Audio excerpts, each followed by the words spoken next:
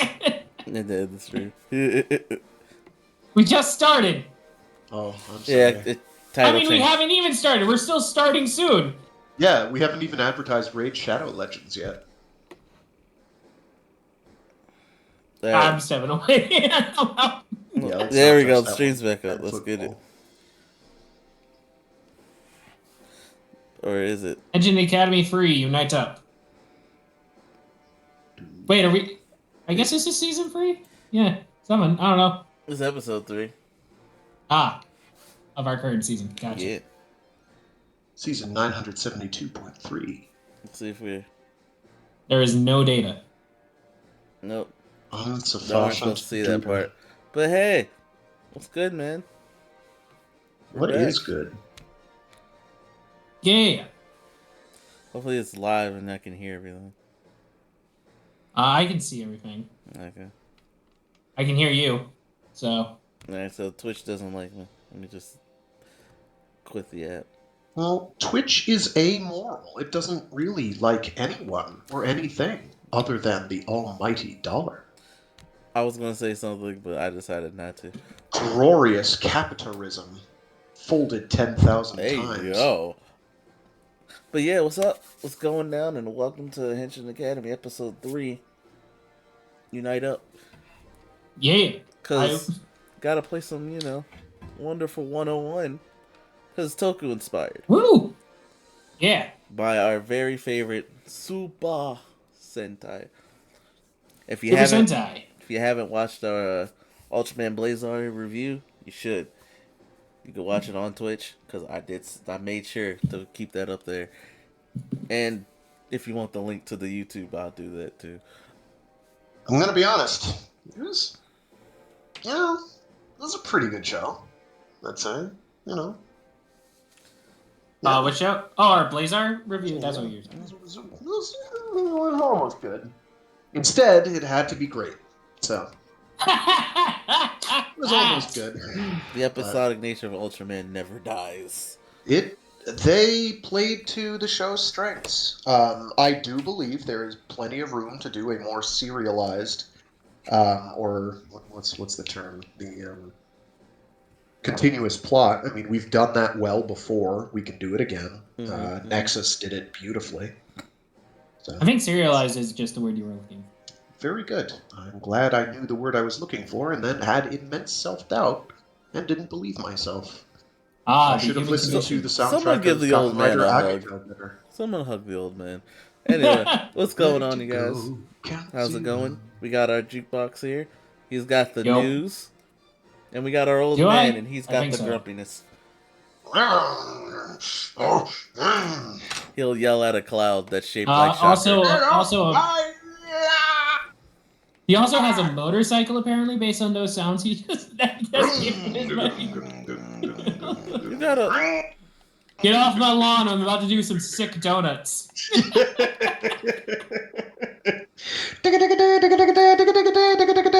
Senmaru Shocker. Oh, my favorite thing about that, what was it called? Great Battle something, Full Burst, I think it was called. It was a PSP side-scrolling beat-em-up. Where you played as Gundam characters, Ultraman characters, and Kamen Rider characters, is you could unlock Kamen Rider Ichigo, and I think Nigo. And their switch-in attack, because you had 3 characters you played as at once, but you swapped to them. Your switch-in attack for Kamen Rider Ichigo was he just comes zipping in through the air on his motorcycle and jumps off the motorcycle. The motorcycle slaps into whatever is there, and it's just I never got tired of that. It's just like, oh, I'm gonna wrestle something to death as Ultraman, but now I'm gonna switch to Kamen Rider, and he doesn't care. He's gonna run a bitch over. Yeah. Wow. Right on shot. Oh, that's good fun. I think that one was multiplayer too, so we could probably do that at some point. Once I figure out how to do multiplayer on the PSP emulator. Yeah, once we have to emulate it and then get the multiplayer working. Yeah. We've started the cutscenes. Wonderful. So we've actually started the game now. Yeah. So as we do that, You How know, many players is that? 4. 4 players at once. Holy shit. Actually, 5 according to the wiki. Oh, How does 5. that? Oh, because you have 5 local. Wonderful 105. Yeah, I remember now. Yep. So You see, the 1 is you. the 2 1 is is you. him. Yeah. The Small 3 is the child. other guy. You'll be okay. Small child, you'll be fine. Just don't go into any kayaks. Not No. a Red Ranger backstory. Kayak? Hey, Oh no. it's blonde Clark Kent. Kinda. Oh. Hideki Kamiya, I salute you. Oh, you how no was that the Adventures of Lois and Superman thing? Oh, Lois and Clark. It was pretty good. Yeah, it was pretty good. Cool. Yeah, pretty good. I haven't seen it. I've heard some people say it was enjoyable, but I just gotta say this bus train thing was just a hazard to begin with. Oh yeah. Just yes, absolutely. Just from the outset, even without the alien I'm sorry, invasion going but on. Will Wedgwood is such a name. It's a comic name. It's alliteration. That's how they did it to keep their characters in track. Oh yeah, absolutely. All right. No, that's on fire. No, that's and even then, they had a hard time keeping track of who was who in the comics. Let's go save the kids. But yeah, we got a lot of news. This is why we changed the day of the podcast. Oh, I can't wait till we can get to Boom Boom news. Woo! Pretty happy about that. You stay back here, kids. You'll be safe. Well, I mean, we can start with Boom Boom news if you want.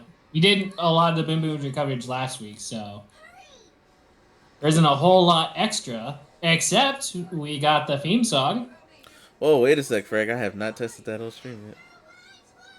Oh, sorry. I will.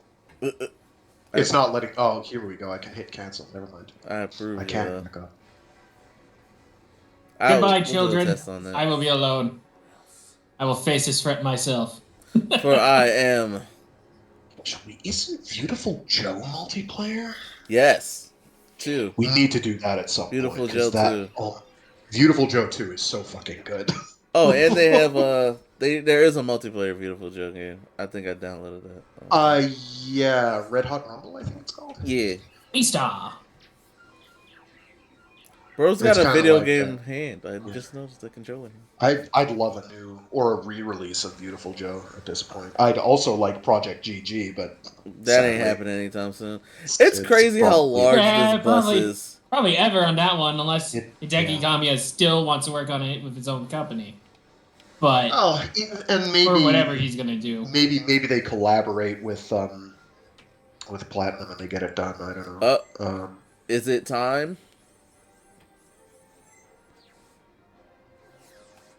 Dogu. Joe. I double check to see if Beautiful Joe 1 had multiplayer. I don't think it did. Is it time? No. I don't feel like we should start the news about Sentai until we Henshin. You're right. We're going to, but... Oh, here we go. I think it's time. You get a early peek. Kofun. It's time for a Henshin sequence. Oh. Hey, our Henshin of the week. That's one way to start this. Close enough. Bam. Oh, here we go. Now, to rewind to show you what just happened in slow motion. Henshin. Oh. Classic Kamen Rider spin or wave. You know.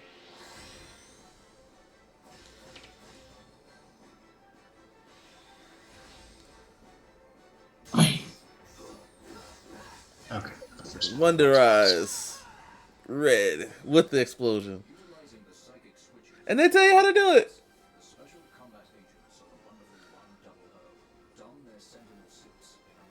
Is claiming that it was only one player as well, but I would have sworn you could do both Joe and Cynthia at once. I also thought that. 3 billionths of a second. It's pretty speedy. Scale 1 to 10, that's roughly. Invincible defenders of justice. Sentinel Planetary. Look at that explosion. There you go, baby. The Crimson Fist, our Henshin of the week. Wonder Red. Yeah. I only took a bit of damage because I forgot I can't punch him. Well, also, this bus is huge. Alright. So now we've successfully Henshin. Sentai news. We got the theme song for the next Sentai. Yeah. Boonjir. I forget what the theme is called. Give me a second.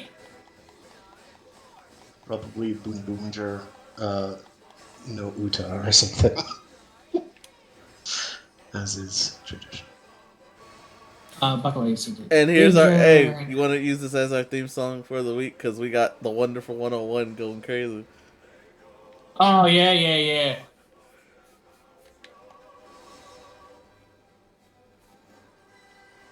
Sylvia, not Cynthia. Sorry. Yeah, another Henshin of the week, baby.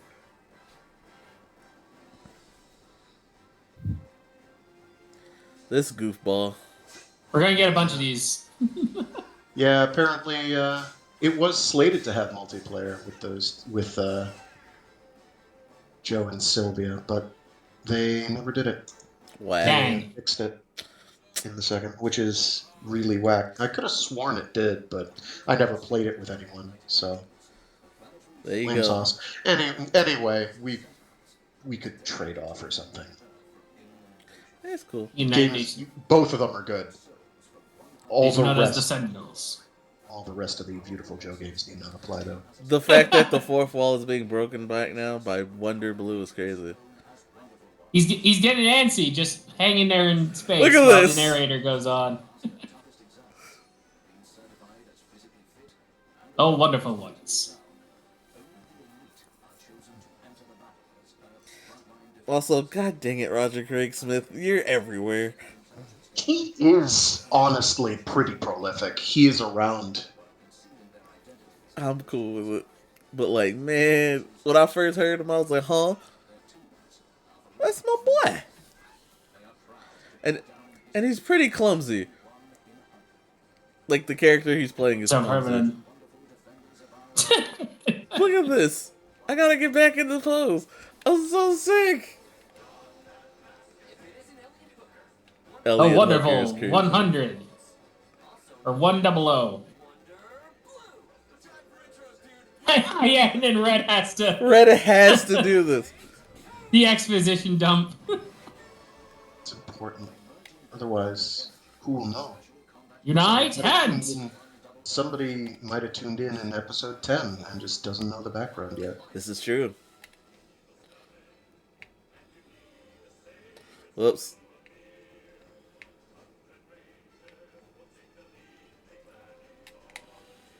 Wonderliner.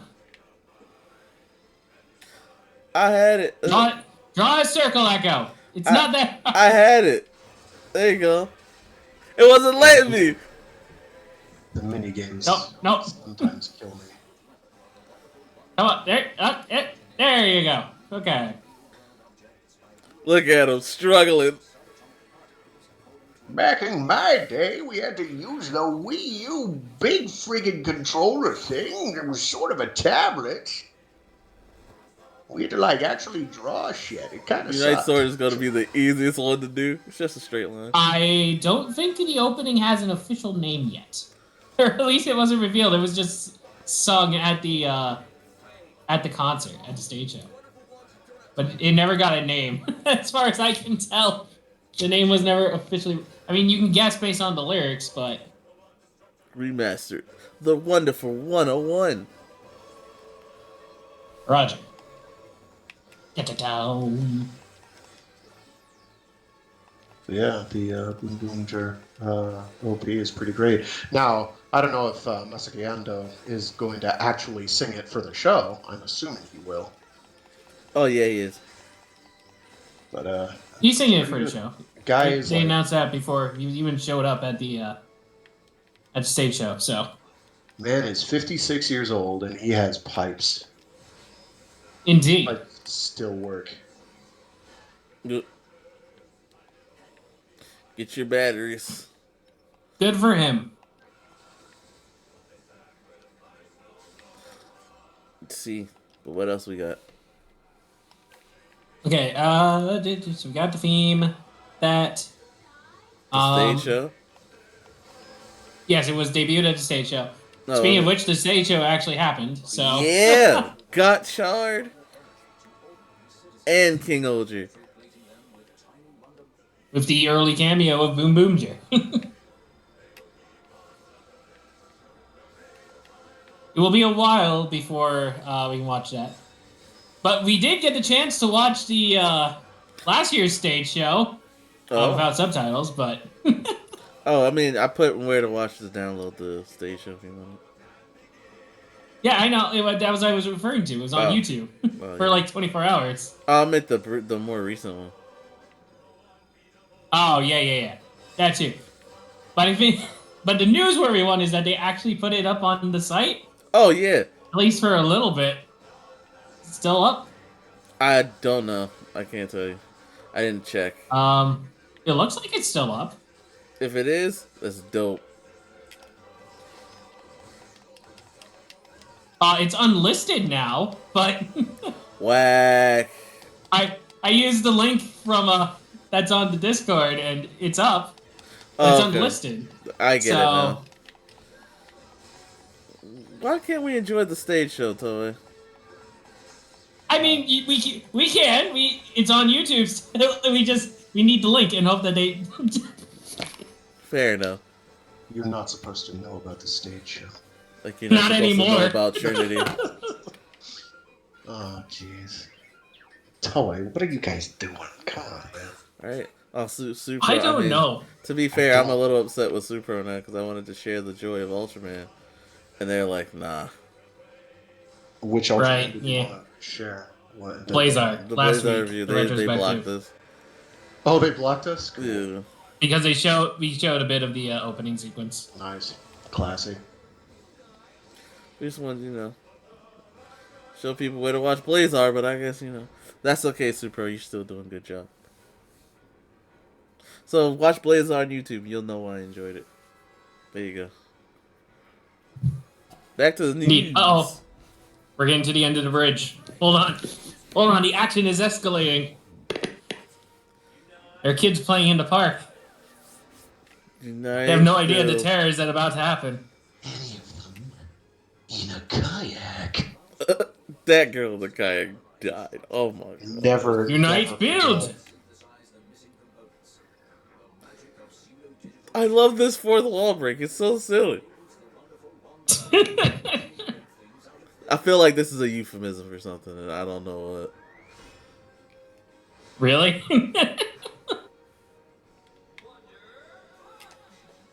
I mean, we all know here. Just there we go. Whee! Punch a spaceship, baby. Nine to punch. The wonderful 101. Anybody can be a member. They're just the 100 right now, so. Oh yeah.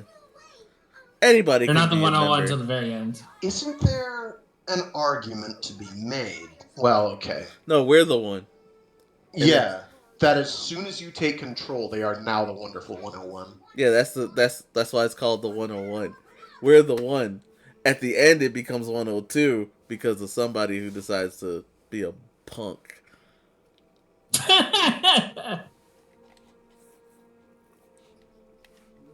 Luca, our resident kid for this program.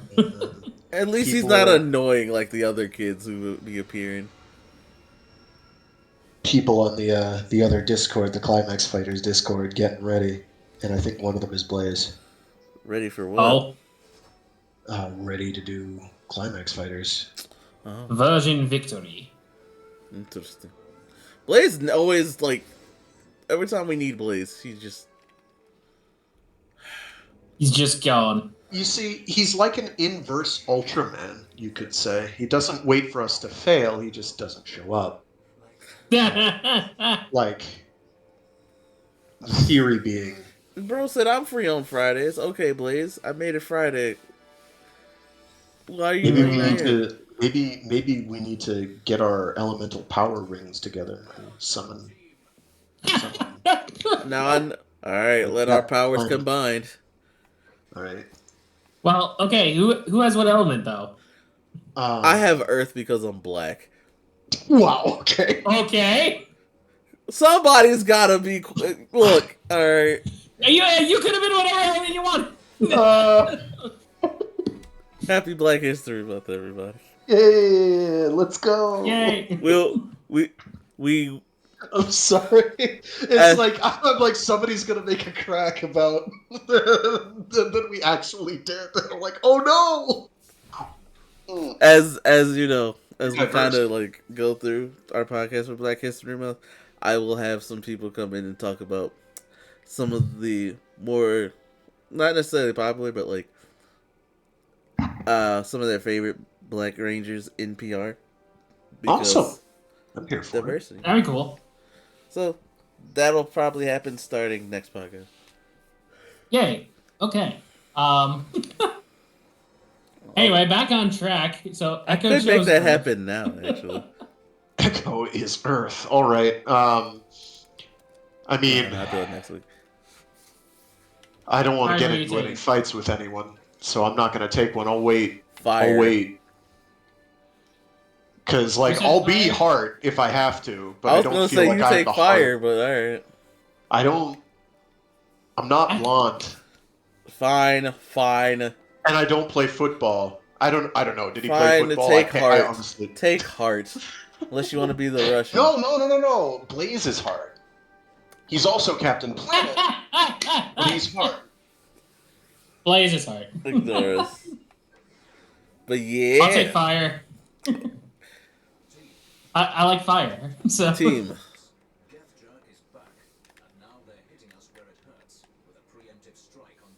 I like how I could do this, by the way. Where should we ping him? Is there a convenient place to do that?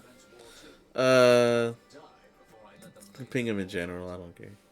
Right. It's our Nick Fury from Lawrence Nelson. Oh, that's right. We called him Ultraman Blazer now. I mean, he is. even his brother confirmed.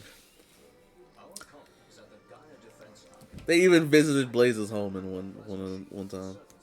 Just saying. This is true. Very good. All right. Another guy named Blaze on the other Discord. Cool. Oh. I forgot that Discord was alive because it was dead for a minute. Yeah, it's surprisingly people keep hopping in. Which is nuts. I wish we could tell Bandai what we actually want, but no. They decided to give us other stuff. Oh God! But that's a part of the news. Sorry. Yeah, my guts dropped when I saw that. I was like, oh no! And then every bit of information that comes out is just like confirming every single concern I had. I'm just like, great, fantastic, excellent. The only good thing is the story. Okay, that's optimistic. That's it. That's all I got. Wait. Oh, have we moved on to the right comments? Or... No, we were just talking about it because Frag. We're just talking. Oh, yeah. We were letting you continue. That's part of the news. I figured. Is the fact that Toei we have a new game from Toei, a new Kamen Rider game apparently. I'd honestly prefer Toei. Quote unquote. I can say that without any trace of irony. I'd actually mean it. I'd really rather have Tamagotchis. Like, I know Bandai, you keep giving the anime fans generic multiplayer arena battle games. I want that. I didn't ask for a mobile game, okay? No, I don't know if I'd go quite so far as to say I'd want a Dead by Daylight clone that's Kamen Rider. I don't think I would want that, which isn't to say that you couldn't make that work brilliantly. I'd love to play as a bunch of Shocker Mooks up against a Kamen Rider. Yeah, that'd actually be fucking fire. I take it all back. Can we do that, please? That'd be pretty awesome. Just, kind of flip the script and be like, you've got to play as Shocker Mooks running for your fucking life because you're going to die. All right, well, let's be honest here. If we did that, if Toei were to do that concept, it would just be random civilians versus a monster of the week. Absolutely. Maybe which is unfortunate. I would play Kamen Rider versus Shocker Mooks, I think, is you have to signal either whatever Sentai hero or friggin' Kamen Rider. Oh, right. Geez, I don't know, man. Have like an entire Sentai team hunting you as like a swarm of monsters of the week. I didn't want a space eggplant. Space I mean, how did you grow the space eggplant? Like, how did you get soil? How did you get an atmosphere for it? I don't know. Echo, how? I assume that the aliens just brought them as like rations, but I don't know. Yeah, I don't know. So it's like the actual Cloudy with a Chance of Meatballs, as opposed to the whatever the thing was that we got that was a movie. The better. I don't know. Oh, I do. Something like that. I have strong opinions. Yeah. Which means I'm unreliable. So how do I join? How do you do the multiplayer in this? I should probably look that up. I don't have to do. Is it time to parsec? There would be multiplayer missions, and then we. There are multiplayer missions. Oh, okay. I mean, Gecko might have to get through at least this mission. I don't know if I can make it work this way. That's fine. Doesn't have. Our heroes do it again. We did it. I do like the little newspaper rating system. I will say, these guys are small compared to the world, but that's just how it works. Well, if you're gonna have 100 of them on screen at a time, you got to do it that way. Oh yeah, I know. I kind of don't want to save Mr. Wonder Cop over here, but you know. You already saved one of them. It's too late.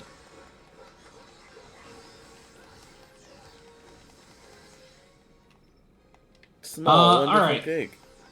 But back to anyway, trying to get on topic. So, I guess continuing where we left off, we have Ride Commons that was officially revealed. It's an anime husbando game for mobile, I guess. I don't know, but until they start throwing women in there in order to actually make money. Scantily clad females. From what I looked up and heard, it's kind of like this weird MMO game. Okay, hold on. I need to learn how to dodge. Piccolo, teach me. Dodge detected. Okay, so what were you saying about it being some weird MMO? I cut out a little bit. Kind of like some RPG type of thing going on. Okay. I don't know. It has Yuya Takahashi on the writing for it for some reason. So I guess we know who's not going to be on the next season. I don't know how much it takes to write for a mobile game. Not much, I should hope. I mean, if it's taking you effort to write for a mobile game, those tend to be pretty minimal effort. I don't know, man. I'd invest your energy elsewhere, is what I'm saying. Well, he's on the off year for Kamen Rider. Well, I guess you're right. He is. So he's not doing Gotchards, so. And how many years is it? It's usually like 3 years in between. Because like it was. Is it that long a rotation? I'm not saying you're wrong. I just don't. I thought it was less than that, but I don't know. Well, X8 was 18. 01 was 21. So yeah, that's like. There's only Build and Geo in between those. Okay. And then between 01 and Geats, there was only 2 in between 0. Saber and Rufus. Yeah. Did I blow up So that 2 person's free phone? years. Absolutely. 2 free years in between Takahashi's writing Takahashi shows, assuming that pattern keeps up and he keeps writing Kamen Rider. Which I'd be down for it. I like his shows. So I forgot I had this.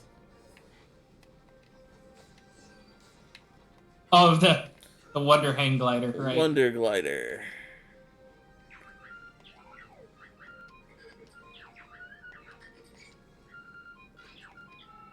WC. If you need to use the Or the wash Wonder chamber. Toilets.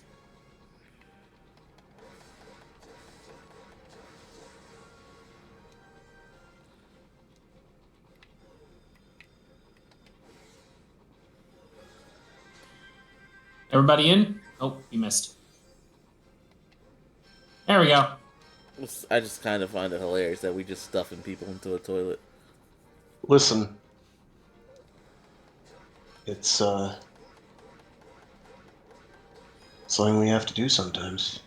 Yeah. If I remember correctly, there's a secret hero inside this upcoming building. You're wrong.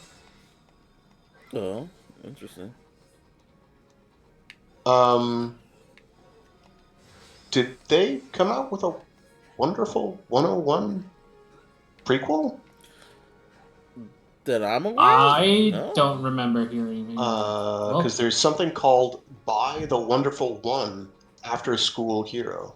Oh, and it's free DLC for regular Wonderful 101, but it's got a standalone version too. Huh. Oh, it must be about what's his name? Luca, a hero in training. Yep.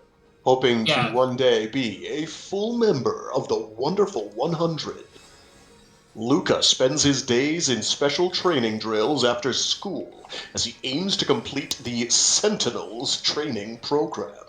This is a story of love, battle, and growth. Oh yeah, Wonderful 101 After School Hero. Yep. Yeah, I don't know if that's in the remaster. It is. It's a free add-on, but it's also got a standalone that's like $10. So and they came out with this when? June 21st of 2023. I had no idea. Wild. Oh. Probably a good idea to have announced that, probably. But, you know. But it's free DLC if you've got the game, so you don't need to spend money on it. It's just there. It's in there. I don't know how you access it. More things for me to do. Okay, though, seriously, how do I... Releasing. I did... They also... Hold on, I'm also looking at the wiki here. There was also if you're talking about joining in, Frank, I'm literally on my Switch. Yeah, There's also a free time attack mode. I just don't know how it's done. I don't know how it works. Prince Vorkin DLC. Gesundheit. Spoilers for the game. Excuse me, are you spoiling? Temporarily summon enemies using enemy morphs in place of usual Unite morphs. Oh, so he's a blue mage? After School Hero. Well, he's the boss of the bad guy. Spoilers for the game. Oh yeah, no, there's definitely on top of some of the boxes in this building there should be a secret. I mean, I can. There's a bunch of places in the game where you have to input the platinum code and you get stuff. Oh, interesting. Oh yeah, there's a bunch of secret characters unlocked that way. I think one of them is on the bus. Maybe. Let's see. Yeah, Operation 001, you can unlock Wonder Rodin, Wonder Jean, and Wonder Bayonetta. Whoever that is, never heard of them before. Wonder there. That was definitely the building. Oh yeah, and there is one in the prologue, which will unlock Captain Wonder Scarf and Wonder Gramps. Oh. You have to buy them, though, afterwards. Where do I go? Okay. It is... Inside the building.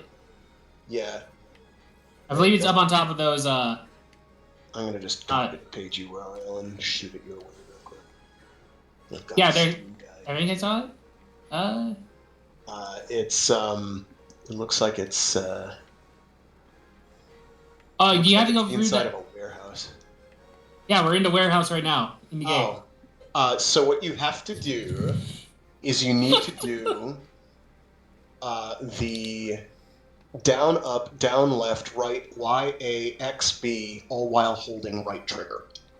What? So I am talking. I'm not making this up. I swear. So do I use the D-pad? Just let me find voice chat and post it in here. Yeah, because I'm. Ooh. Or you can just like the podcast thing has like a text for it. That's too easy. Yeah, it's a new thing. So the platinum code is this right here. So you have to hold right trigger. I guess Y is triangle, A is X, B is O, X is square. If you're using a dual shot, is my assumption. Nah. What did I say? This part. I'm saying I'm not using a dual shot. Okay, what are you using? Oh, put it in voice Switch chat. controller. Then Y is going to be Y, A is going to be A, X is going to be X, and B is going to be B. Yeah. Right trigger is actually not R2, though. Oh, okay. On a Switch controller is in fact right trigger.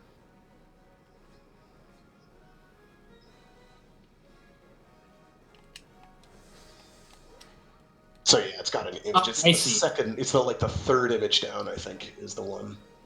Oh wait, no. There's that one too. Yeah. Okay, so I get what Echo is referring. Not Echo. I get what Frag is referring to, but there's actually like a secret person that you can just rescue inside this. I think if you jump on top of those, don't tell him that. That's. You jump on top of those things, and there's like, is there a vent somewhere? Here it is. Yes, I think. Yeah. You have to like crawl through a crawl space. I think.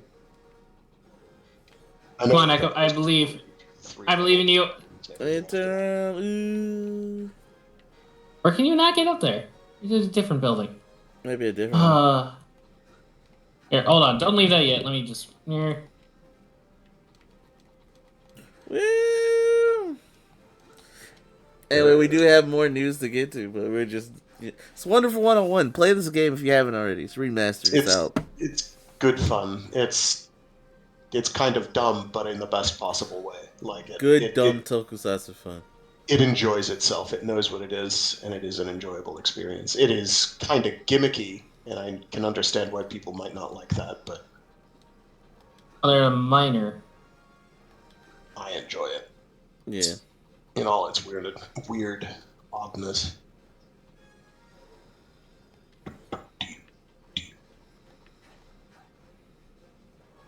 I take it back. I think the one is actually in... is this the prologue mission? Or Operation 001? 001. We're in 001 now. Oh, okay. You'll want to go to an area that looks kind of like a town square with like flagstones and some whitish looking sakura petal trees. Oh, the beginning. That might be the beginning of the game. I think it is right in the very beginning, yeah, maybe. And that's how you get the Bayonetta set. In the prologue, I believe it's on the bus while the bus is on fire, and then you have to do the code there. I know what we're doing after this. Oh, have we solved the mystery? Or probably. Oh. But first things first. Give me your hands.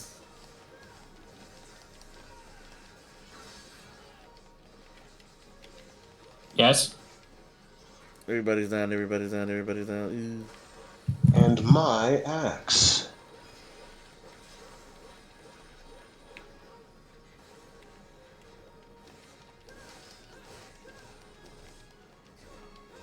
Bro, look.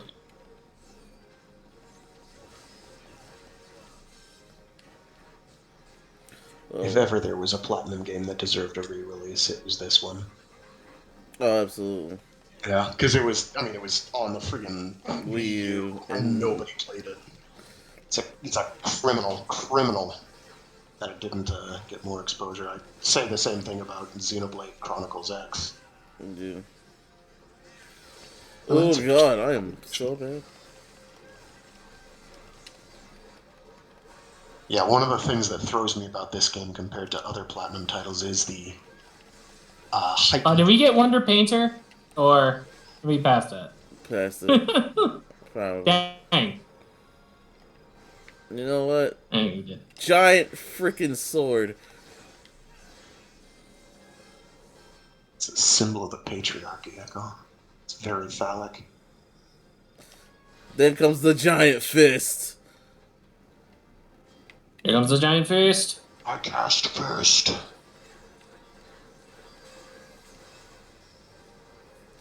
Unite up. Oh, that's his gotcha. Oh. Gachanko! Speaking of, Bandai, why'd you do this to us? Nobody asked for ride commons. I know you heard us complain about not having common writing games. This is your answer? This is your answer? It is. It is their answer. Like, Not a very good one. we're boxing. I just want y'all to know that. All right. What else is there? What else is there? Freaking ride commons. But it's a mobile freaking, I guess, MMO where you get to be a common writer, and there's like 16 other writers in there, and there's like a bunch of other dudes, like 4 other dudes with you, so that's like 5. And there you go. Ride Commons, the website's up, so if you want more information, there you Check go. it out there. Maybe it'll go the same way that Front Mission Borderscape did. Just know that we are upset. Just to say it didn't exist. The only decent gacha game was the Sentai one, because it gave me access to everybody, and I'm so upset because hey, there was another decent gacha game that still exists for a little bit, and that's Dissidia. It will die at the end of the month, but it still exists for like 20 more days. That one. Hey, speaking of, there is interest in another Dissidia. I know, but it's still gonna take forever. Assuming it does even get approved. So hopefully it does. And hopefully it's more RPG than fighting game. No offense, Echo. I mean, then it's not a Dissidia title, is it?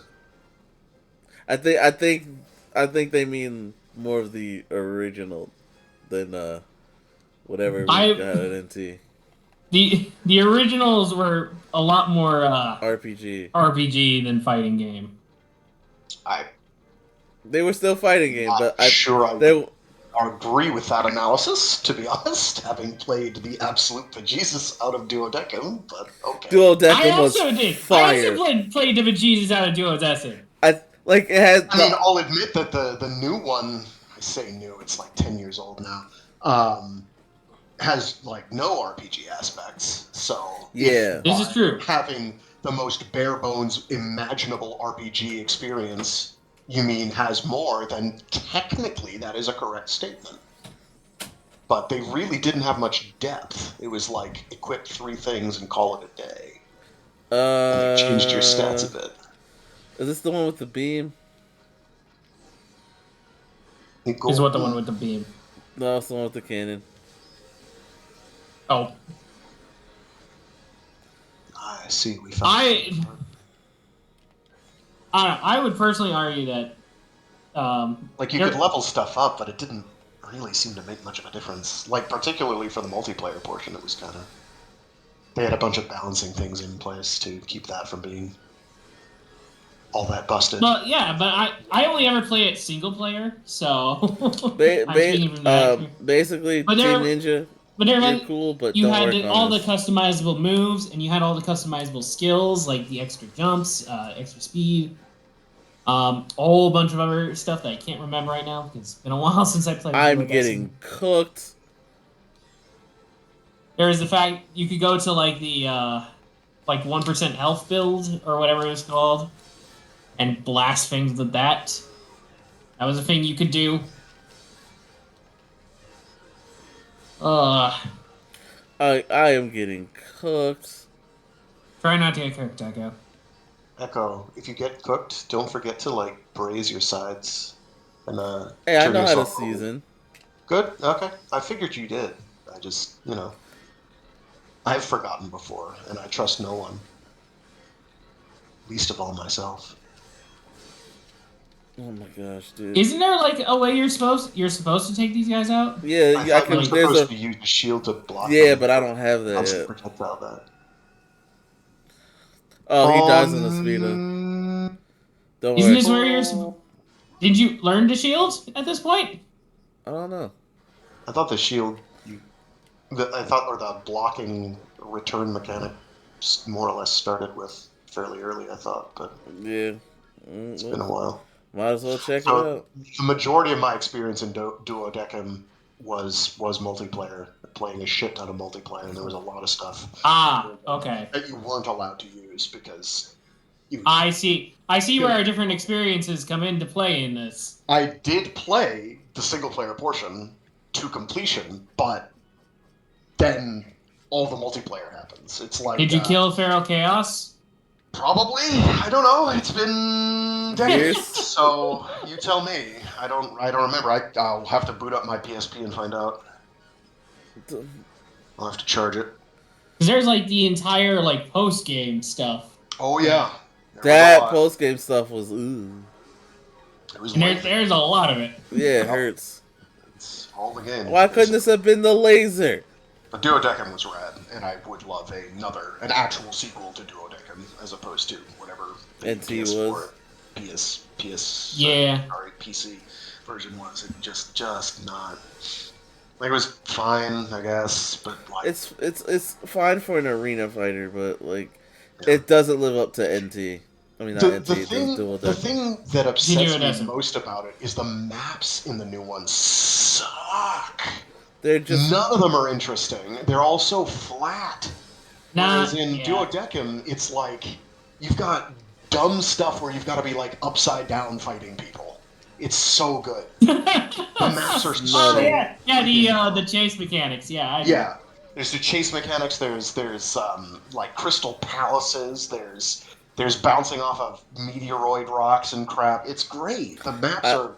It's like Smash, where nobody ever plays any of the actual interesting maps because someone might lose because they don't know how to jumpy wumpy. I got a consolation prize. I'm so upset. People don't know. Oh, there you go. Games. I'm sorry. Competitive Smash should only be doing like all items, all stages, no holds barred. I mean, that's like the entire point of the series is zany nonsense happening all the time. And if you lost because somebody threw a Pokeball and got something good, tough shit, you lost. Grow up.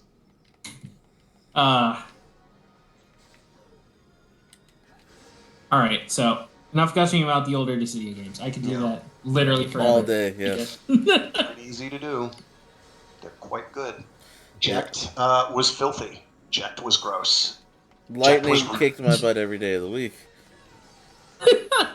Because she had everything, but then I learned how to play Tifa properly, and it was good times all around. I was a Squall main. I was a Cloud main, because Cloud, but then I learned how to play Tifa.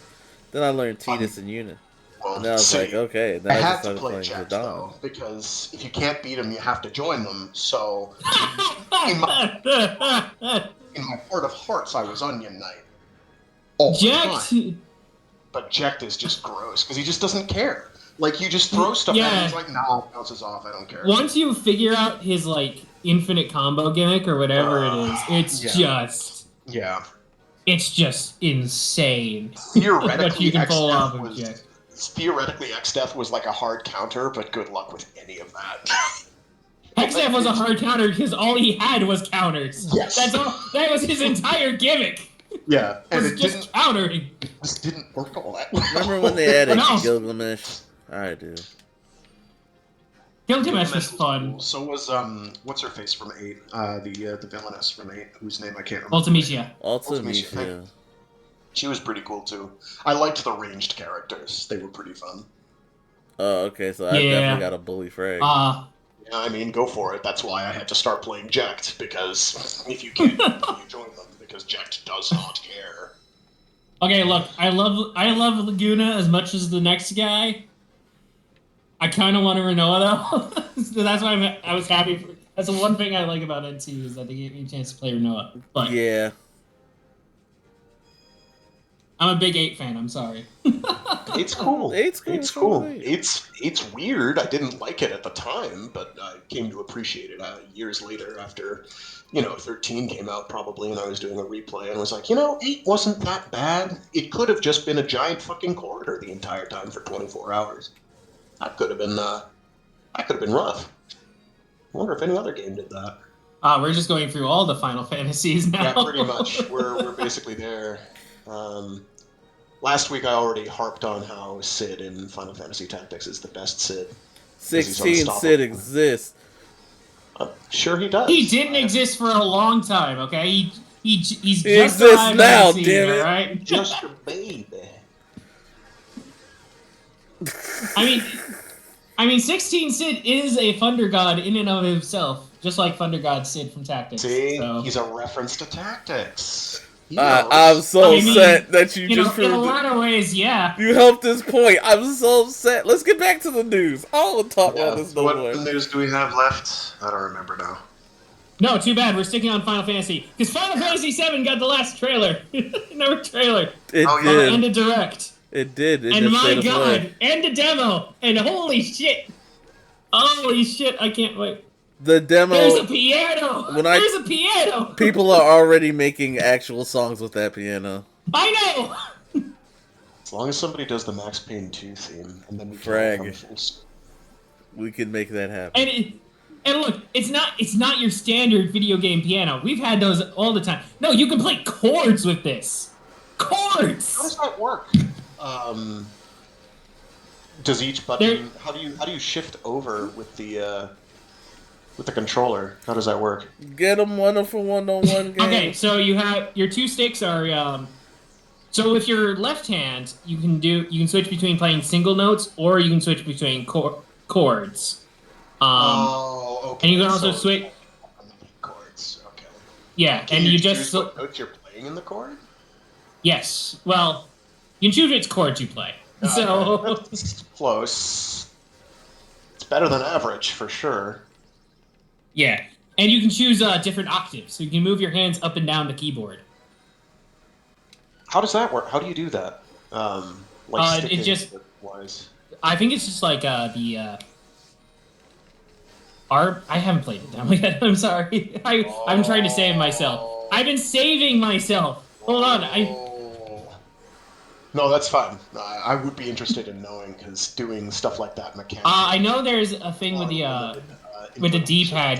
I think the D-pad is how you switch octaves. And you select notes by using the sticks. There's like a wheel around. There's like two wheels that pop up, and you use the sticks to select which notes. So you like do a whole circle, and you just go up and down the scale with your sticks. Go get them, wonderful one-on-one. Because I can't do it until I get my shield. Never mind. I thought there was a way you could, like... I don't have it yet. I thought you perfect dodged the projectile and it would get knocked... Nah, I get a block soon, but, like, I don't have it yet. This is where you see me being bad at Or do you knock it with the sword? No, Maybe? that's the laser. Oh, that's the laser. Oh, yeah. You use the sword to block laser. So, do you grab the projectile then? With fist? I don't remember grabbing. I get like a jelly cake type of shenanigan going on that blocks it. It's like the reflect.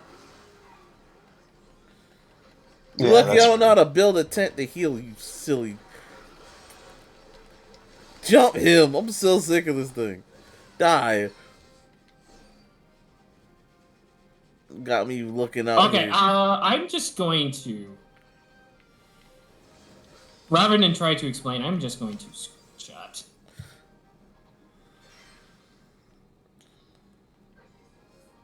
Got me out here getting cooked on the podcast. It doesn't happen all the time, but when it does, it happens.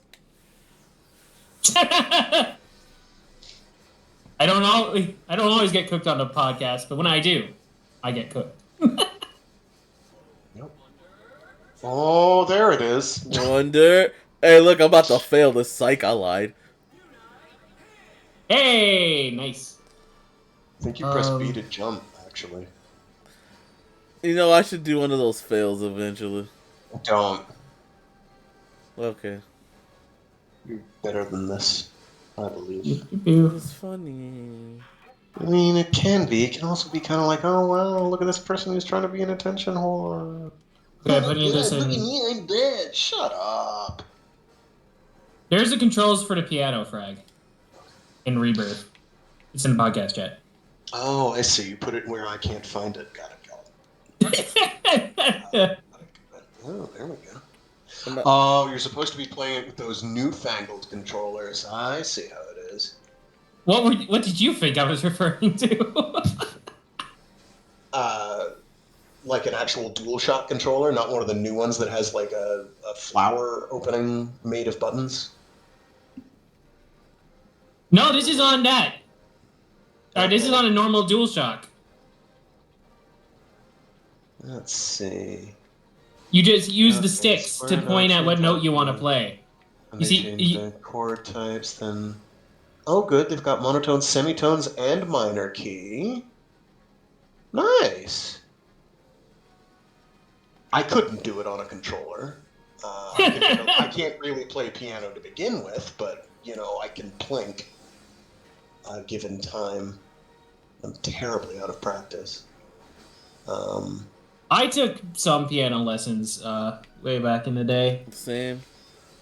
So I can like do chords and stuff with my hand, but that's the extent of my knowledge. I can't do anything super fancy. It's trombone for me. Trumpet. Trumpet. And I did play the bass as well. Wonder Kung Fu. That's crazy. Of that. And there's a bunch of stuff I'd like to learn. I'd love to learn how to do some of the sick bass lines in the Ninja Warriors. Because some of those are just fire, but I also can't pluck bass, so... yeah. Not likely. I'd have to learn how to do that.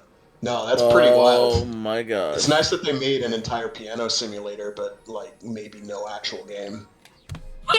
It's a good enough excuse, though. I'm for it. Like, I'm here. I'm here for it. I'm like, yeah, I didn't think Final Fantasy was going to be the game that was a piano simulator. Of course, now I'm getting, like, horror flashbacks to Myst, where you had to do sound puzzles. Those were fun. Yeah. Because you had to remember specific note sequences for, like, 10 minutes before you could actually do the note sequence. Yeah. And now I'm thinking, oh, now imagine if they had you use that interface to do it. Good luck. Good luck. Oh, that reminds me. There's a game I need to recommend you for a sort of music title called Track OSC. And it is a game in which you basically are doing... It's like a puzzle game. A personal recommendation from Frag. I'm honored. And you're basically doing, like, the puzzles are basically,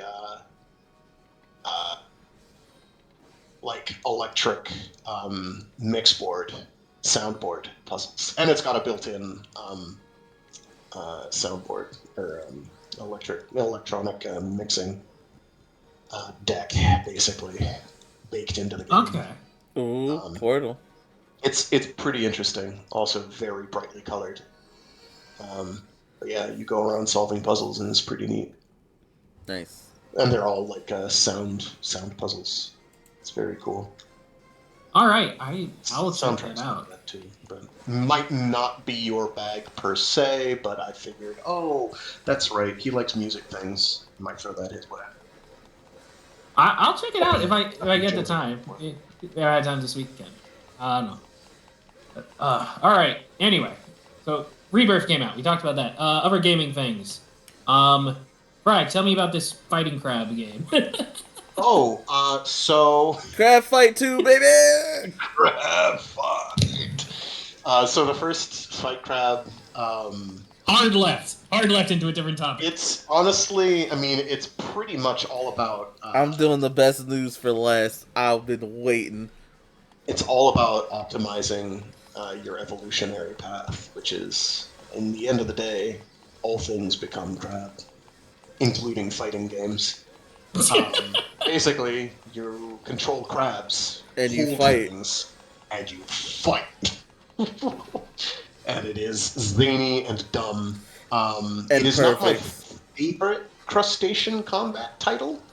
I think that's still probably Ace of Seafood, which is Ace Combat if it was using aquatic marine life, and you can play as crabs in that as well. It's actually kind of like Pokemon too, in that you have to capture other aquatic sea life. This does include submarines, of course, because those are sea life; they are aquatic. Um, and it's also Ace Combat, but you play as fish shooting like lasers. Yeah. But yeah, Fight Crab. So good they had to make a sequel, I guess. I'm all for it. It's Yeah. it's really dumb, but it's the kind of jank that becomes very enjoyable. Because the whole thing is jank. It's got also a banging OP, which is great. I was like, oh, this theme song slaps. What's going on? So I'm pretty excited. There is Fight Crab 2, wherein you Nice. play as crabs that fight, among other things. The odd lobster here or there. I don't see any horseshoe crabs, It's not which yet. are arachnids. Or more closely related to arachnids than they are. But there is what appears to be a crab riding a tractor, which is excellent in all Nice. ways, because that is truly how it should be, as well as people riding their crabs, Well, of course. which are Frags also need not riding the a frag. steel. The crabs need to learn agriculture, so you gotta Well, get them yeah. on those tractors somehow. But yeah, it's a like the first one is a pretty phenomenally stupid game, but it's entertainingly dumb. It's kind of like EDF in that regard, where it's like it fully embraces how silly it is, and then just kind of goes from there. And Fight Crab 2 Right. looks very much like more of the same, so I'm fairly excited. I mean, you've got crabs wielding Buster Swords. What more do you want? This is true. You know, it's like Always fun. it's excellent. It's just yes. All right. Peak There was some other you may not like it, but this is what peak performance looks like. All right. There was some other Sentai news that I forgot about. Oops. Oh. So first off, coming to Power Morphicon, Red from O-Ranger, he's coming to the stateside. Yeah, Power baby. Morphicon. And then also, Cocker Ranger is hitting 30 years old, and the Sentai Twitter account just posted a teaser for something. Don't know what, but something Cocker Ranger related. Can't wait. So Pretty hyped. Gakuen Ranger was awesome and deserved it.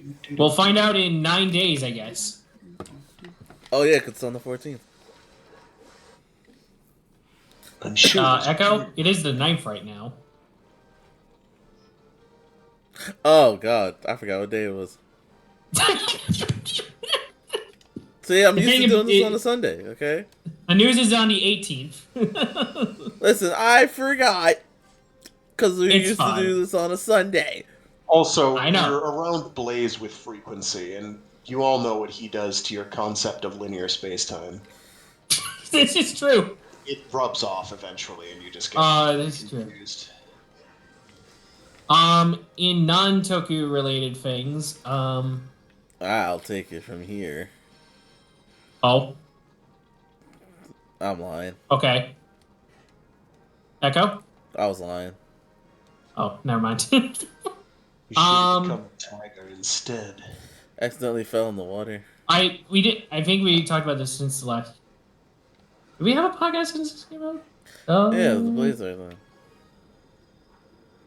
Actually, no. I was talking about the trailers Frag's been posting into Superhero Time. House of Ninjas and what was the other one? City Hunter. Those. Oh yeah. There's also a French City Hunter movie that I didn't know. I don't know anything about those, so. Feel free to explain all you want. Apparently that's a big deal. He's got a different name, like Nicky Danger or something, in France. It's Nicky something. I can't remember what it is. But yeah, there's City Hunter movies in France for some reason, and they're live action too. But there's a City Hunter. I think it's a live action series. There should be no problem adapting that. It lends itself well to action comedy is kind of a no-brainer, to be honest. I don't know where it's airing, so if it's a Netflix series, brace for impact, I guess, because that always ends well, right? Unless you're One Piece, that ended well. That did end Yeah. well. I've heard nothing about it since the first week it came out, which is about right, I guess. But everything I heard was, hey, it exists. That's nice. Nobody hated the One Piece one. You gotta be a One Piece fan to keep as far as we talking know. about it. I had not heard. I hated it. I hated it, but that's because I'm a One Piece hater. Oh well. I'm an avid. At least you admit it. Yeah, I will talk all the trash on One Piece, even if it was decent. I'll be the defender here. Then I thought One Piece is fine. Although to be fair, I don't watch anything on Netflix. So see, I said it was decent. You know, like I admitted it. It was alright, but at the same time, I gotta be a One Piece hater. But you just don't like One Piece. Oh, yeah. Gotta be a hater. Did the Yu Yu Hakusho live action come out yet? Yeah, I did, and from what I heard, people enjoyed it. Oh, okay. That's nice. And then they went back to watching the anime because they wanted more Yu Yu Hakusho. Yeah, probably. That sounds... Because it only was covering, like... I don't know. For me, Yu Yu Hakusho is... The early part of that series is kind of my favorite, where he's just kind of figuring shit out. When it turns into, like, the longest fucking tournament arcs is where I, like, start to fall asleep, because it's, they're good tournament arcs, relatively speaking, but they are what they are. They're tournament arcs, is what they are. And, I think you can do better. Same thing, of course, happened to Sekigake Otokojuku, where it starts off as this kind of... Never mind. Satire of Fist of the North Star, like High School of the North Star. It's pretty goofy and funny and doesn't make any sense. And then it's like, no, actually, we're like super serious, not serious at all tournament arcs for like 200 chapters. And then it remembers, oh, right, we started off as something that was actually entertaining. I mean, don't get me wrong, the fight against the dude with the combat unicycle is fucking wild. As is the one with what's his name, Baron Dino, who's like an actual stage magician who gets into combat and does combat things. It's goofy and silly, but then you realize they're taking the idea deadly seriously. So he's like doing, sawing people in half as an illusion, or sawing himself in half as an illusion to escape death. He dies anyway because he has to valiantly sacrifice himself in order to save everyone else because it's dumb. But Otokojuku is pretty wild. It is. I mean, there's homoerotic overtones, and then there's Otokojuku. It is amazing. There are 2 females in that entire series, and they pop up for 1 chapter each. In like a 330 chapter run. So it is a sausage festival. A celebration of all things sausage shaped. Sure. Yep, it's fun. There was an anime. Give me the... Oh. You have the shield. I don't. Oh, okay. You just have Glider chain. Oh. Someone is telling me that I have to defend. Isn't there a shield button? Don't you have to form the shield to do the shield? Or is there just a hot button for it? I can't remember now. It's been a long time. What's guard? Is there not a... I wish I could tell you. Ah, the buttons! I'm mashing the buttons. Mash. It did the monster mash. He did a mash. It was a real big smash. He did the mash. I don't remember the lyrics. Well, I gotta fight two at once. But I remember Stephen Vincent Price. Oh, Vincent Price, my love. Oh, Vinny. What a charming, hammy guy.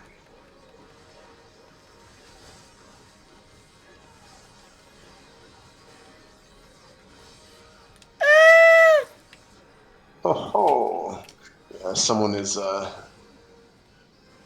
telling me I have to defend democracy, so BRB. Oh. Okay. Good luck with democracy. Yeah, I have to save space from non-democracy. So what I'm hearing is Frag just wants to leave us. I'm not leaving you. He'll be back after he's done defending democracy. Nah, the person who wanted me to defend democracy just ran away because he's a coward Oh. and doesn't like freedom. It's okay. Oh, okay. Gundam. All right. No, Helldivers actually, but Oh. You're excited for 2, man? I am playing 2 right this second. Yes. Oh, that's out. Oh yeah. No, is it? I thought it. Hold on. Helldivers 2. I'm in it right now. You don't have to look it up. It came out on the 8th. Oh, it came out yesterday. Okay. Well, dang. You don't have to look it up. I promise I'm not lying. I'm doing it. But I gotta fight 2 of these without a thing. I believe in you. Teach me how to guide! I gotta pull up the menu. Pull up the menu. Let's read the control. Oh, how dare you? How dare you? What do you mean? I don't know. When in doubt, read the fucking. Hey, look, this is for beginners. I don't want that. No, check. I'm a heal. No, it's like the flan thing. I remember now. Yeah. You like turn into a flan. You should have that. Don't. Are you sure? Check morphs. Controls. Up 1. Not skills, morphs. It's not there. I swear to God you can do this. Alright, I know because I freaking. Yeah. Where do you ever control? Settings, controls. How 4. dare. Move over, Echo. There. Controller config. No team attack.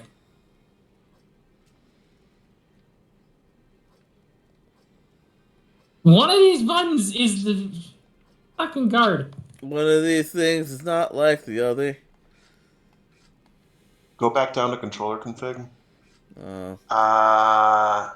Or, run away from it. That's fine. I know I'm on it already. Okay. I can do that too. So go to, cycle through types. See what changes.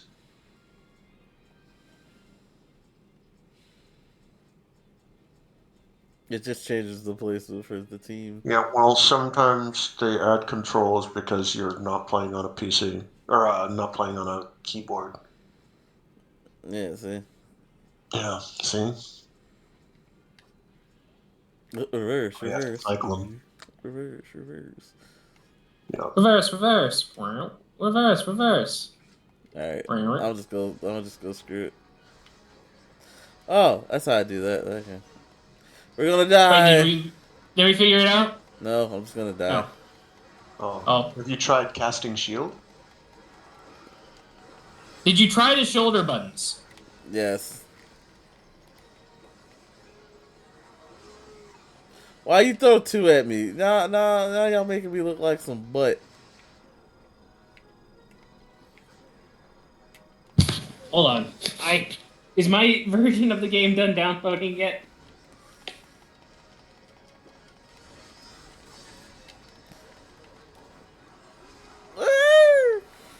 There we go. Screw it. I'm just gonna throw my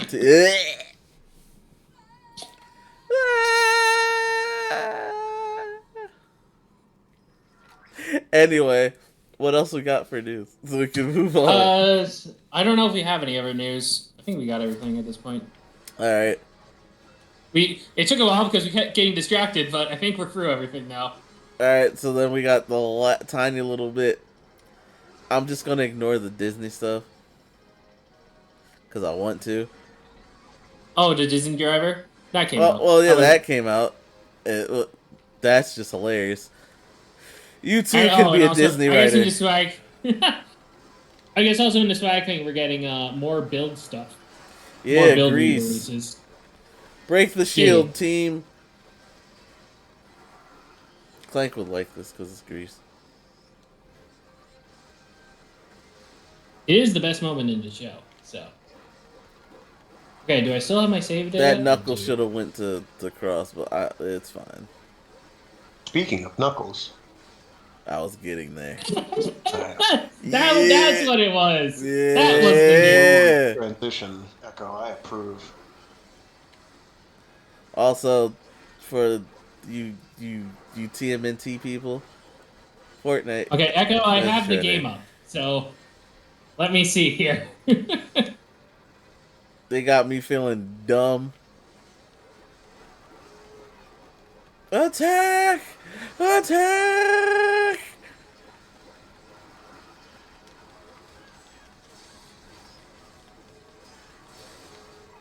Lucky. Do you not?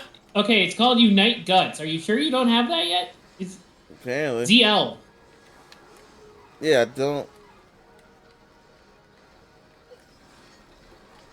You're not pressing your shoulder buttons at all, Echo? I'm mashing my shoulder buttons. Are you pressing your trigger buttons?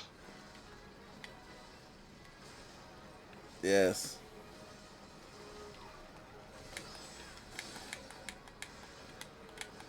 I've been mashing this whole time. Why did something? I clicked the wrong thing. Anyway. I think we skipped past how you were supposed to do it. I could have sworn it told you how you were supposed to do these fights early on. It does. Right. And you just skipped. And we skipped boxes. Maybe I did skip a part on how to do it. That's what happens when you get distracted. Cause this should not. This is just me being trash. But yeah. Anyway, for my TMNT folk. Well, if it makes you feel any better at all, you're still not as trash as that person from, I think it was IGN, a games journalist doing Cuphead, and couldn't get the tutorial platforming, the most basic platforming in the game. That was good. I won't forget. I probably did skip Neither on how should to anyone get else. the thing. Well, you should still be able to do it, though. Yeah. Oh, he's got the shield's gone. Kick his ass. Kick his ass. All right, now I gotta remember how to play. Hold on. I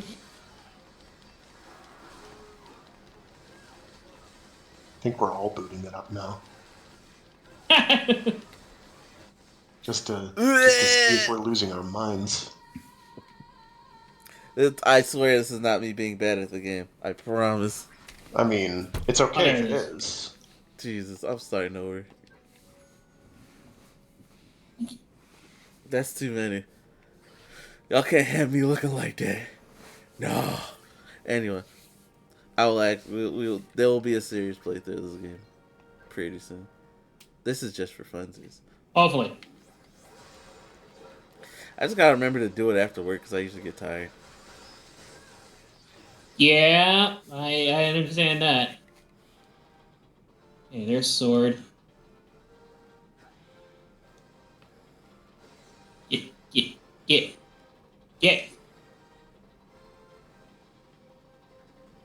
Say get. Okay. They've got.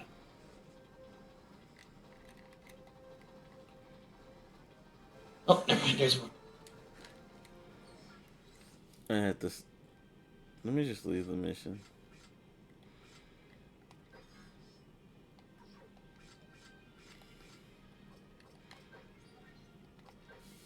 An operation select. Anyway. Just restart and make sure we read the hints and stuff. Wonderful. Oh, yeah, I gotta buy it. Oh, there's the guard.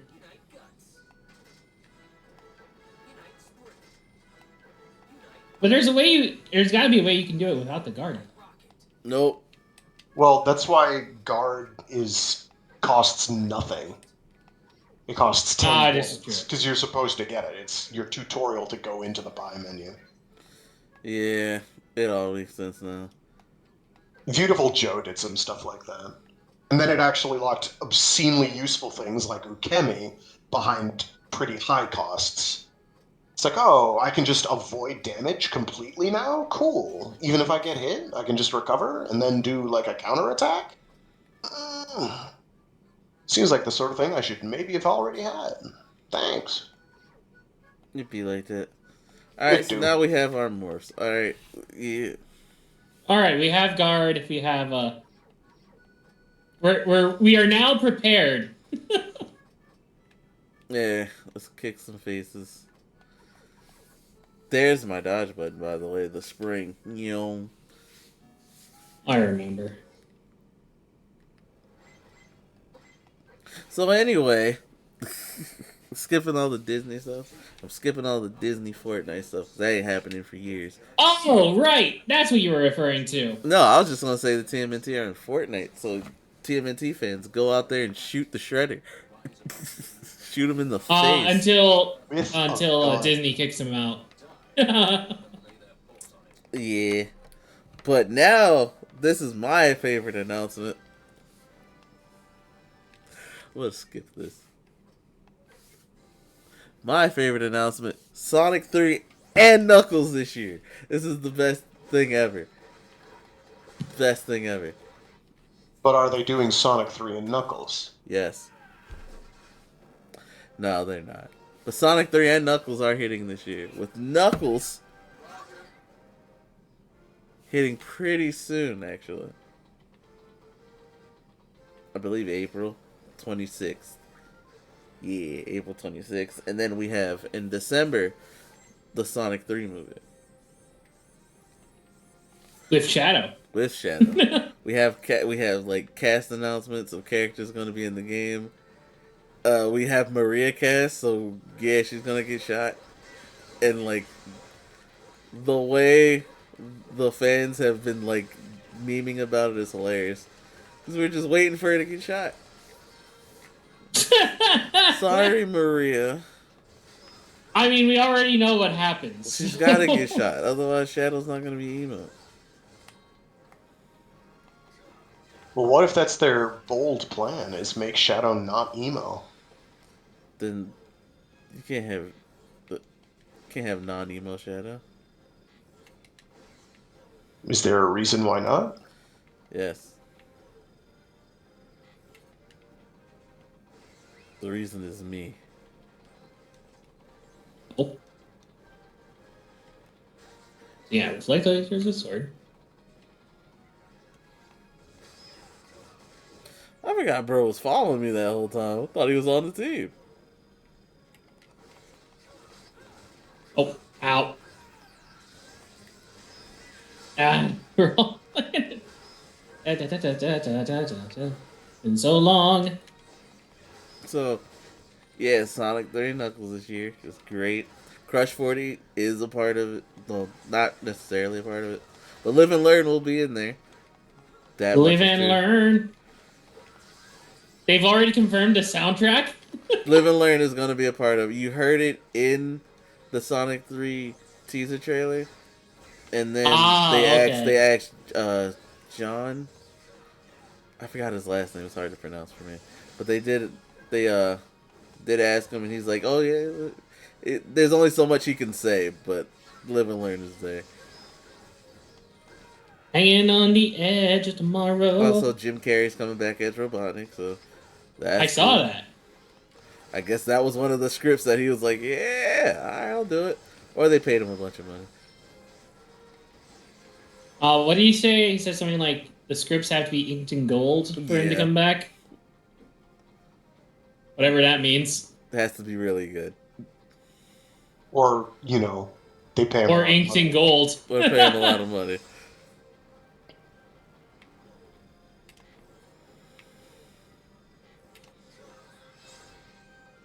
So that's neat. What else? And with the Knuckles TV series, oh boy. Oh boy. We got the trailer is absolutely hilarious. Cause Knuckles being his old Echidna warrior self. There were leaks, by the way. This trailer did not help suspend the leaks as being fake, but I'm not gonna say what those are. I want y'all to enjoy it. So essentially, it's just Knuckles trying to like train Wade, who's like, I want to say the wacky neighbor, but not necessarily, but he kind of is. He's helping him. Like, what is a wacky neighbor? Yeah, he's trying to help him. I feel attacked. Are you the wacky neighbor, Frank? I don't know. What is a wacky neighbor? The goofy comedic neighbor, man. The comic relief. Never once met a goofy comedic neighbor. Well, you met me. So. Does that mean I am that? You might be. Every group has that one guy. If you don't think your group has it, then I'm sorry to say. You're that guy. Odds are that guy be me. Okay, well, so be it. Hey, it's not a bad thing, you know.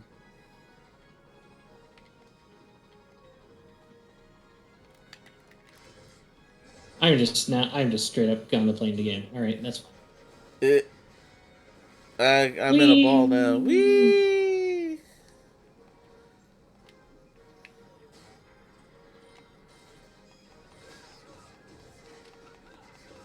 I'm way too low. Jeez, the vehicles and buildings in here are huge for the small people.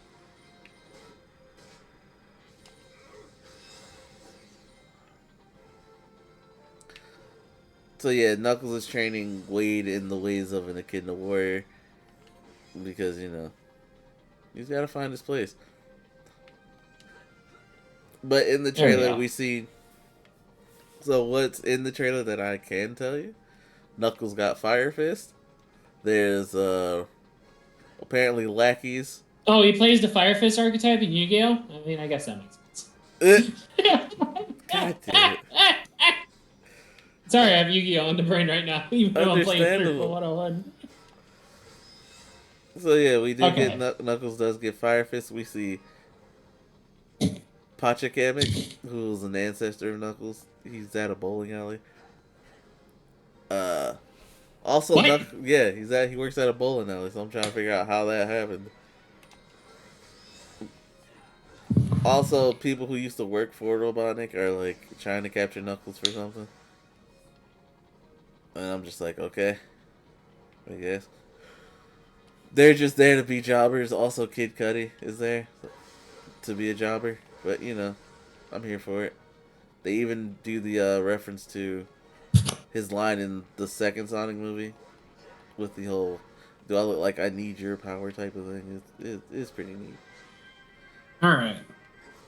But yeah, Sonic 3 Knuckles. I'm excited. I'm just going to keep calling it that now. Even though Knuckles comes out first. Because, yes, I'm happy. And that's all we got. That's relevant to us. We're finally through with the news. Yeah. That's all we got that's relevant to us. This is what happens when we play a good game on stream. Giga Bash is a good game. Yeah, but I don't know. Wonderful 101 is. Well, there you go, Wonder Painter. There she is. Oh, he is. Eugene. Yes. Let's go. So anyway, what we got today on our list of, I don't know, we don't got nothing. But I will pass it to Frag if Frag is still here. Hey, buddy. I'm still here. How you Frank's doing? been here the whole time. How you doing, Frag? Hey, He can protect democracy from the seat of his house oh or god. wherever he is. I'm wonderful 101ing. I'm waiting for you. Oh, you can test What am I doing? What's my thing? Oh, are you guys get your recommendations. Parsec time or? Oh, I do recommendations. Yeah. Oh. I don't know how Parsec's gonna work with me on the Switch. I don't know if I can kind of connect it or not. Oh wait, you're on your the actual Switch. Yes. I told Ah. you that before we Then started. it was never in the cards then, was it? How do you even parsec using the Switch? You gotta connect it. I need another thing to connect it. How does that work? I'm poor right now, so Cool. So I guess for Toku recommendations, what do we got? Eeny, meeny, miny. catch a tiger There by are its toe. so many choices. Oh, no. Well, it's not really a TV series, but we'll go with it anyway. The Daimajin movie trilogy by Daiei, Oh, which is quite good. how does one They spell that? are they are basically they are Japanese period dramas that have that are also monster movies that also have giant angry statues. Huh? And these giant angry statues are the giant monsters of the movie, and they are the Daimajin, and they are terrifying, actually. So it makes what sets these movies apart is the setting being like Shogunate era Japan. So you've got a bunch of dudes with swords, spears, and arrows who are fighting giant murderous statues. Usually there's some degree of karmic justice involved, like, for instance,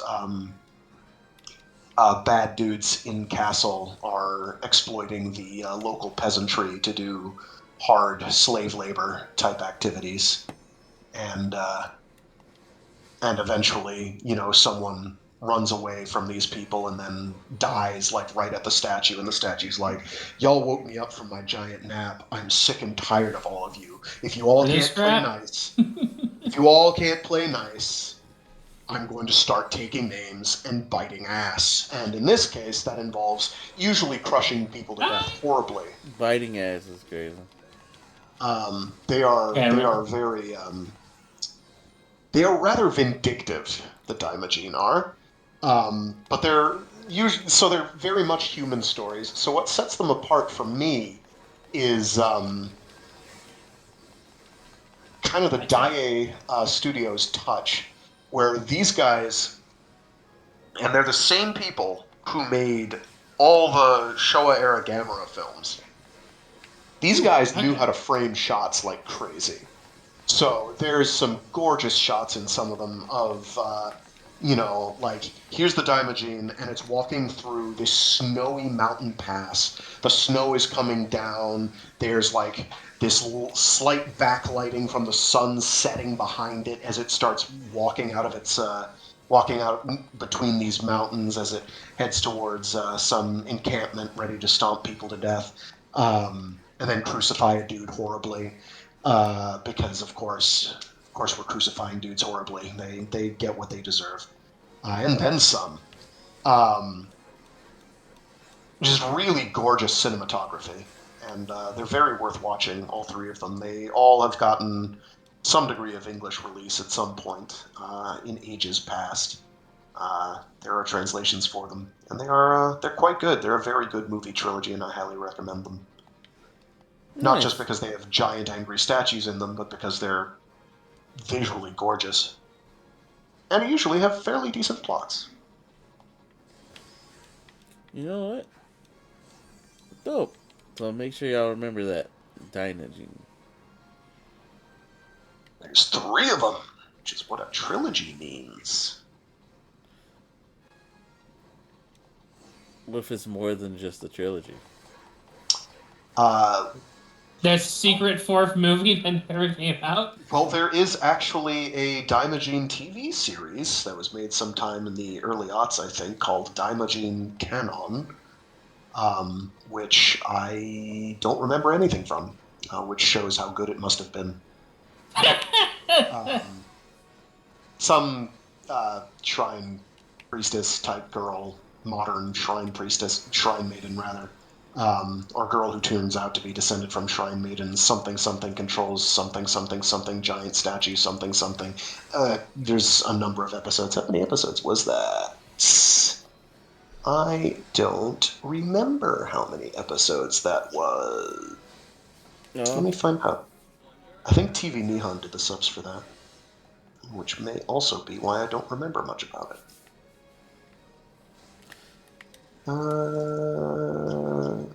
26 episodes. It's more than I thought. I don't remember it being 26 episodes, but there it is. I'm looking at them. Anyway, maybe we'll watch that next, after we get done with Grand Caesar. Yeah. I do want to continue the Caesar series. Yeah, we gotta finish that. At least finish Grand Caesar, and then we can figure out what we're doing. Oh, I see why you can't input the codes. We have to beat the game first. Neat. Oh. No wonder. I can input the codes. I beat the game. I deleted my data for funsies.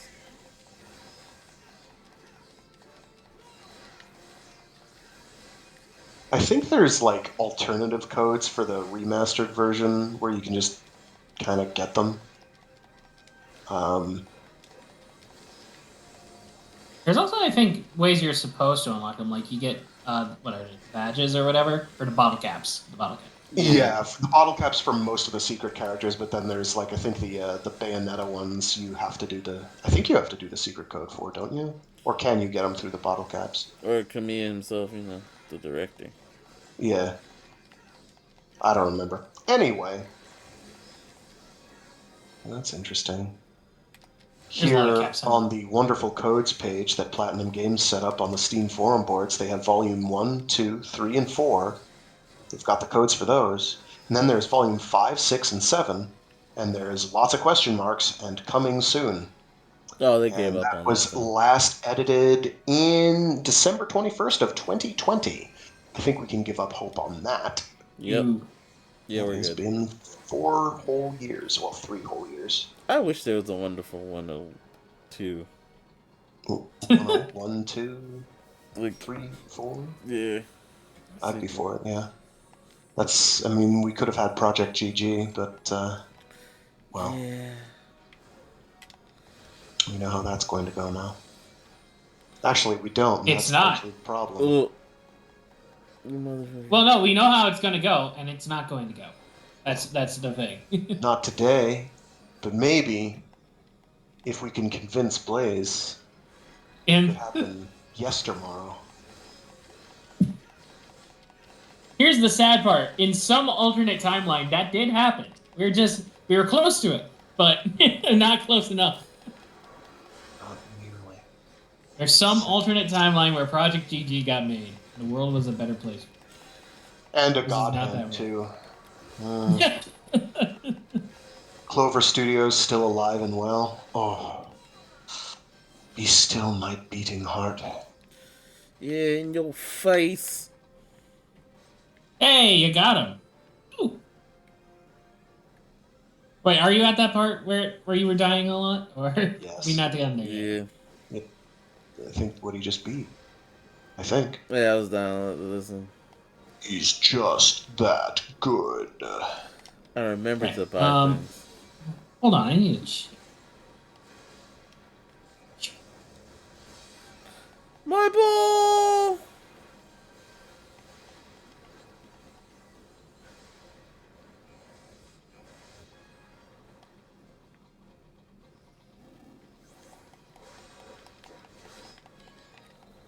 Oh.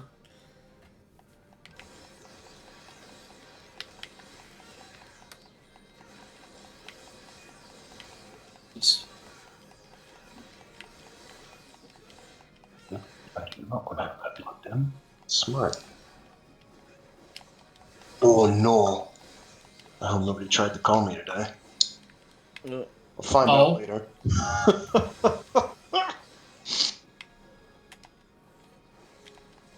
Forgot to there is all the free. None of the Wonderful 101 DLC was advertised to me before. Why did I just find out about this today? Because the Wonderful 101 will never die. It'll live on in our hearts.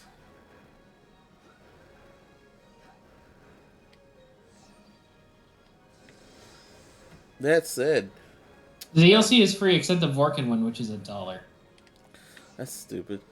But now that we're done with the... Oh wait! Oh, I have a 100% off coupon for the After School Hero DLC. That's what's going on.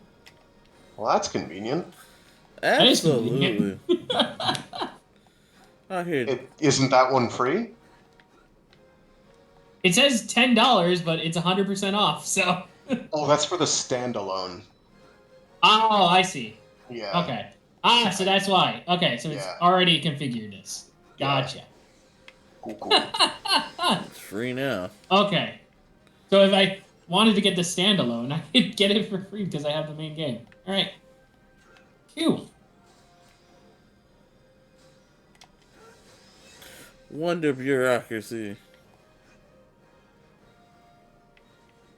Is that bureaucracy or capitalism?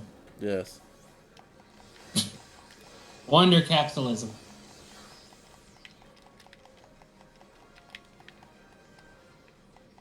Game, do not boot me out of that. I'm attack.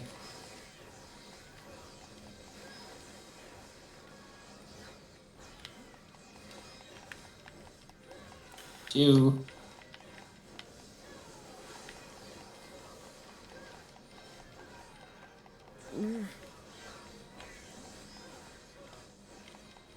Get him!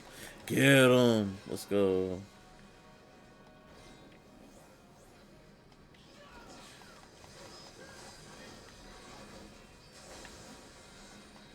One. What? Sorry, I'm downloading all the DLC. That's just me being a goober. Oh. I was gonna say we got a song of the week.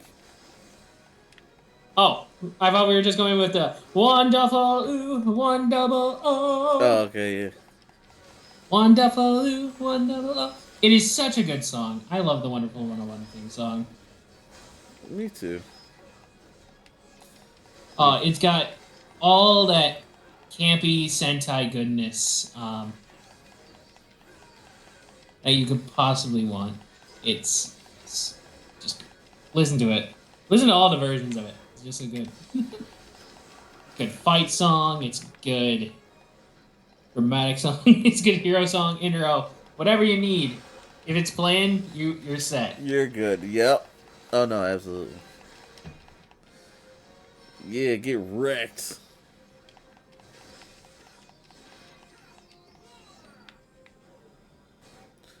Gosh, speaking of this game, one of my favorite moments was just Blue gotta be all edgy, so he runs off, and then he fights Raiden, just cause.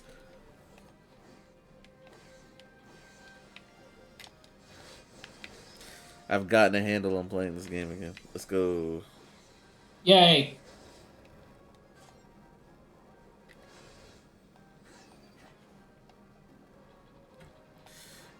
Woohoo! We have remastered controls. It took a minute. It took an hour.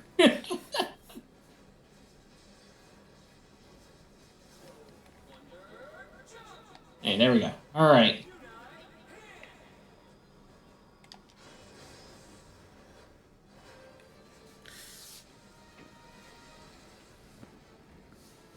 Install everything. Wonder Red should have been in Smash. Just saying. He was in Smash. Just not as a playable character. Unfortunately.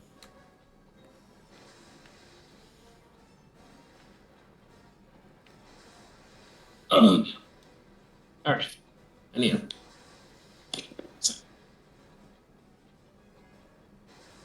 Okay. All right. The day has been saved. Everything's good. Yeah. And we got our Henshin out the way with the Wonder from 101. So, We did. all that's left is superhero time.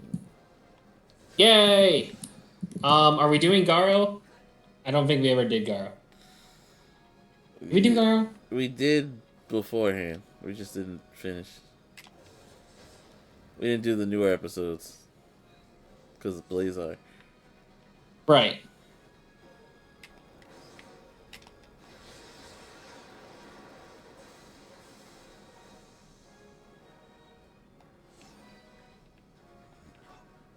Sorry, I'm listening to a Wonderful 101 song again. Is that in the loop? Everyone got the same thing to say. There we go. Da da ba da da da da. How to get it in my brain again? It's been a while. Yeah. Wonderful, wonderful, or wonderful one. Then we'll be back to Giga Bash next week, hopefully. All right. Depends on anyway, superhero time. Where are we starting? We got Garo, we got Gotchard, we got. We can hit Gotchard, then King Oldra, then.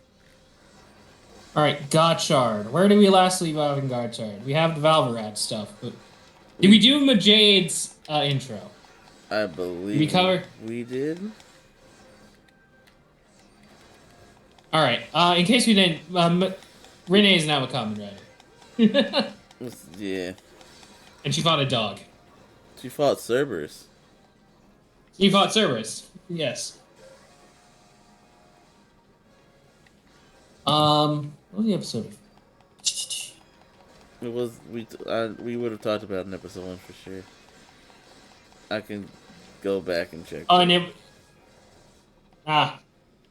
Okay, so wait, Gotchard. It's been. I feel like it's been a while. Like Gotchard went back in time and he did the stuff where he learned about his past. Turns out he was actually a friend of the Chemis all along. Yada yada. Renee's dad is not a traitor. The bad guy just manipulated everybody. Sucks. Sucks to suck, nerd. Any episode where Renee gets her fang, well, she redevelops into a common rider. I'm trying to remember the basic plot summary so we can get through this as fast as possible. As bare bones as possible. You're doing fine. You say this, but I know Frag will complain. It takes too long. Okay, so, yeah. New bad is in charge of school, Grayon. He's sending out the sisters to go hunt chemis. They find Cerberus. He gives Cerberus one of his Maculae, along with Tropos, with a little magical pan flute that controls the Cerberus. Professor meets with Renee. Join the school again, Renee. We need you. She's like, no. And then Gotthard shows up, and he's like, no, we fight now. Gotthard dread fights. Dog starts attacking people. Renee, Gotthard goes, save the day. They find some cream buns with meat inside instead of cream. He made them himself. Good old Gotthard. Right, yeah. Gotthard made those. He can't cook. Save his life. They his gotcha? Yes. No, those aren't his gotcha. It's not. He can't cook. He can't cook. Even Cerberus with his insatiable hunger is like, nah, G. This Right. Yeah. Nah, this ain't it, dog. And I'm a dog. So they fight. Gotthard goes in fire. Cerberus splits into three because, it's a Cerberus. It can just do that. Atrobos gets hit in the crossfire, and her arm turns to gold, and Renee still... and she loses her magical pan flute to control the monster of the week. So the monster, at least one copy of the monster is like, now I can get revenge. You can't control me anymore. Even though we work for the same side, but I don't care. He's a What rabid I do. dog, you know? Right. Gold Going after a finger. small child. She's the villain, the villainess with the Midas touch. Anyway. Oh.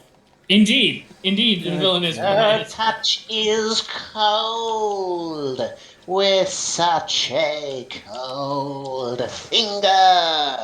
I honestly think that's our villain, Midas. I mean, he's based on the whole, like, alchemy turning things to gold thing, so... Yeah. Kind of. Anyway, Renee cannot see small child, doesn't want to see small child get hurt because, you know, she's a decent person, even though small child would kill her in a second. But, regardless, protects the kid, tells the kid he's like, you remind me of myself, extremely lonely. Nothing like you, bye. Renee, Atrobos doesn't care, she just tells Renee off, and Renee's like, yeah, no, I'm doing things my own way now. So I'm going to become a Kamen Rider. And she gets her Kamen Rider powers back from the movie. That we could not... Yeah, don't do that ever again. And we get Kamen Rider Majedo. She got it's pretty dope. powers back. I like Majade. We also see Gotchard use Apare Bushido, the skateboard samurai form with the fire upgrade. We get that too. But it's mostly... main focus is Majade. She's got kicks, she got spins, she's got sun powers and shields. She's cool. I like it. And in the end of the episode, Renee has her new catchphrase, which is, those are the rules I make now, or whatever. These are my rules. She's all about the rules now. That's just going to be her gimmick now. So, yeah. All right. Decent debut for a secondary rider. Yeah.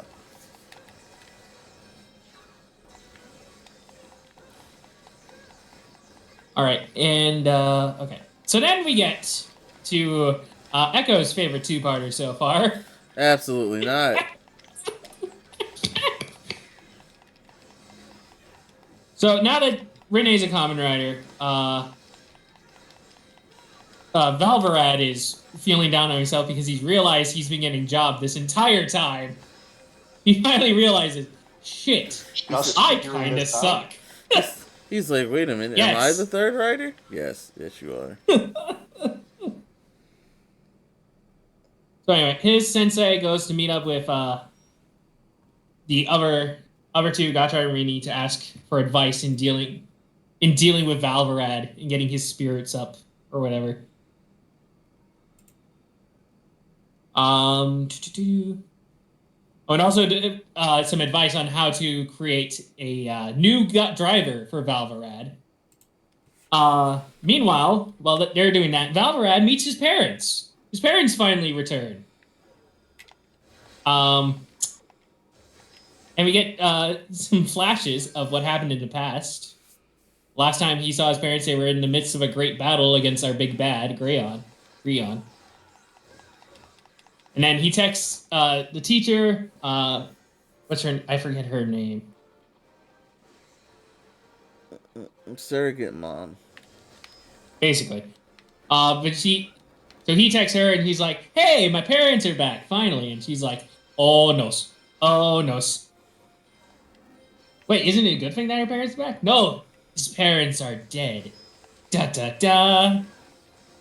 So yeah, that's the power of a Monster Week. Monster Week shows up and explains, yeah, they're already dead. They're dead. They're ghosts. They died a long time ago. My power is just to revive the dead. And by the way, the dead can't use alchemy for whatever reason. So, good luck with that. It's a wild thing to do. Yes. So Valvarad gets the absolute shit beat out of him because he doesn't bother to Henshin. And he's like, family starts once the actual Kamen Riders show up to the fight to distract the monster of the week. They finally start trying to run away. And that's when Grion shows up and kills Valverad's parents right in front of him. Again. Which unleashes the black flames from Valverad. They were already dead, so it honestly just is maintaining the status quo, yes? This is correct. Yeah, but Valverad's an idiot. Ooh, this is also true. This is true. So Valverad has unleashed the power of the Black Flames, which I guess is just a thing he's had since he was a kid. Apparently being What a stupid... Never mind. The show is not impressing me at all. Yeah, no. I want to like Gotchard, but it is just doing everything in its power. Like, the only explanation we get for the Black Flames is that they say, like, oh, Valverad was a prodigy since he was a kid, but this made him prone to falling into the darkness. So... They don't explain... whenever he gets mad, he just... Or hinted at Valverad early on, which is honestly a problem with him. He just shows up and goes, oh, Keto, I'm a simp. No, you shut up, Valverad. Don't try to give me plot now. To be fair, he's not a simp anymore, so... Yeah. He's still a jobber, though. He is still a jobber. We have fixed one trait about Valverad. So anyway, he gets consumed by rage, and he fuses with Madwheel to become the Madwheel Amalgam. So now he's a monster of the week. Oh boy. And he tries to fight our big bad Grion, but Grion just dodges. Just dodges out of the way, doesn't even land a single hit, and then blinds him. And then while he's blinded, he just starts going after Hotaro and Ride. So, because, you know, he's just going berserk at this point. Yeah, but can't see friend from phone. What friends? Yep. So, calms down a little bit and just kind of walks away after a while. After all the other bad guys leave, he's just like, well, screw it, I'm out of here. He's like, I don't need to be here no more. Oh, he goes completely over the edge, too. Hotaro's just like, Spatter, what are you doing? Are you okay, dude? And he's just like, the man you speak of is no more. And he walks away. He is trying to be as edgy as fuck. You are not Shadow, sir. It's just sad. Like, you could have had any kind of singular identity, and instead... Oh, well. So anyway, he goes... Who cares? I'm sorry, I don't like that character. I'm sorry, Jukebox. Continue. Anyways, Fanner goes to meet the professor. And she explains the tragic backstory. So 10 years ago, his parents died right in front of him. Mum Grion, we knew this. And she was there, and she stopped, was able... So apparently in his rage, he's able to, like... He loses complete control of his alchemy, which, at least in the flashback, manifests in him just creating big-ass spikes that jut out of the walls and floor and almost kill them. Because he's just that powerful, you know? Nah, he's just unstable. Indeed. So anyway, Professor... I couldn't help but notice that you said almost. Like that counts beyond horseshoes and hand grenades. She does have a big-ass scar on her arm now, thanks to him. So... I can fix her. Somebody's got She is not the one who needs fixing. She do with me. Why? Because she's trying to help out an edgy edgelord? Yeah, and she's not succeeding. Because he's a I feel like that's less her fault and it's more the edgelord. Like, she's trying her best. Okay, resuming with our backstory. So she got him out of there, and then basically raised him as her own kid. Took him in his home, tried to get him to get over the rage of seeing the parents murdered in front of him, but it just wouldn't go away. Eventually, she taught him chess, and Valverad got better little by little until eventually he forgot. Or she wiped his memories a little bit. No trauma for this young man. Nope. And now that all this stuff happened in the episode, he remembers everything, and he's super pissed about it. Jobber.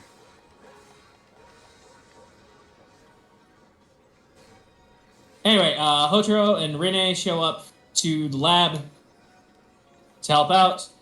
Spanner is just kind of like... the professor is like, Spanner, I'm almost done with this driver. Just stay. I swear, it's going to work out. And Spanner's like, no, I don't need it. I'm just going out. I'm going out and fighting. Oh, yeah. He also says, like, because you suppressed my rage, I wasn't able to get as strong as Hotaro and Rene. That's why, because I was no longer angry as I should be. Again. If I had this power, I would be even stronger than them. And he leaves.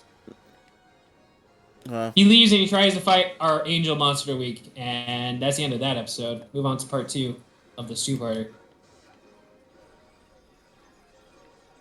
He proceeds to get jobbed, as usual. Monster of the Week brings his parents back from the dead, again. Because he can and kills them in front of him, again. Wait. Yes? Wait. Are they really just rehashing something they just rehashed again? That's his that's the Monster of the Week's power set, is bringing the dead back to life. Right. We already literally just did that. He only did that to save himself from getting beat up. Right, but then is there a single... Does Gotchard as a show have a single original idea at this point? Like, even within its own continuity, it doesn't have an original idea. This is just kind of upsetting to hear.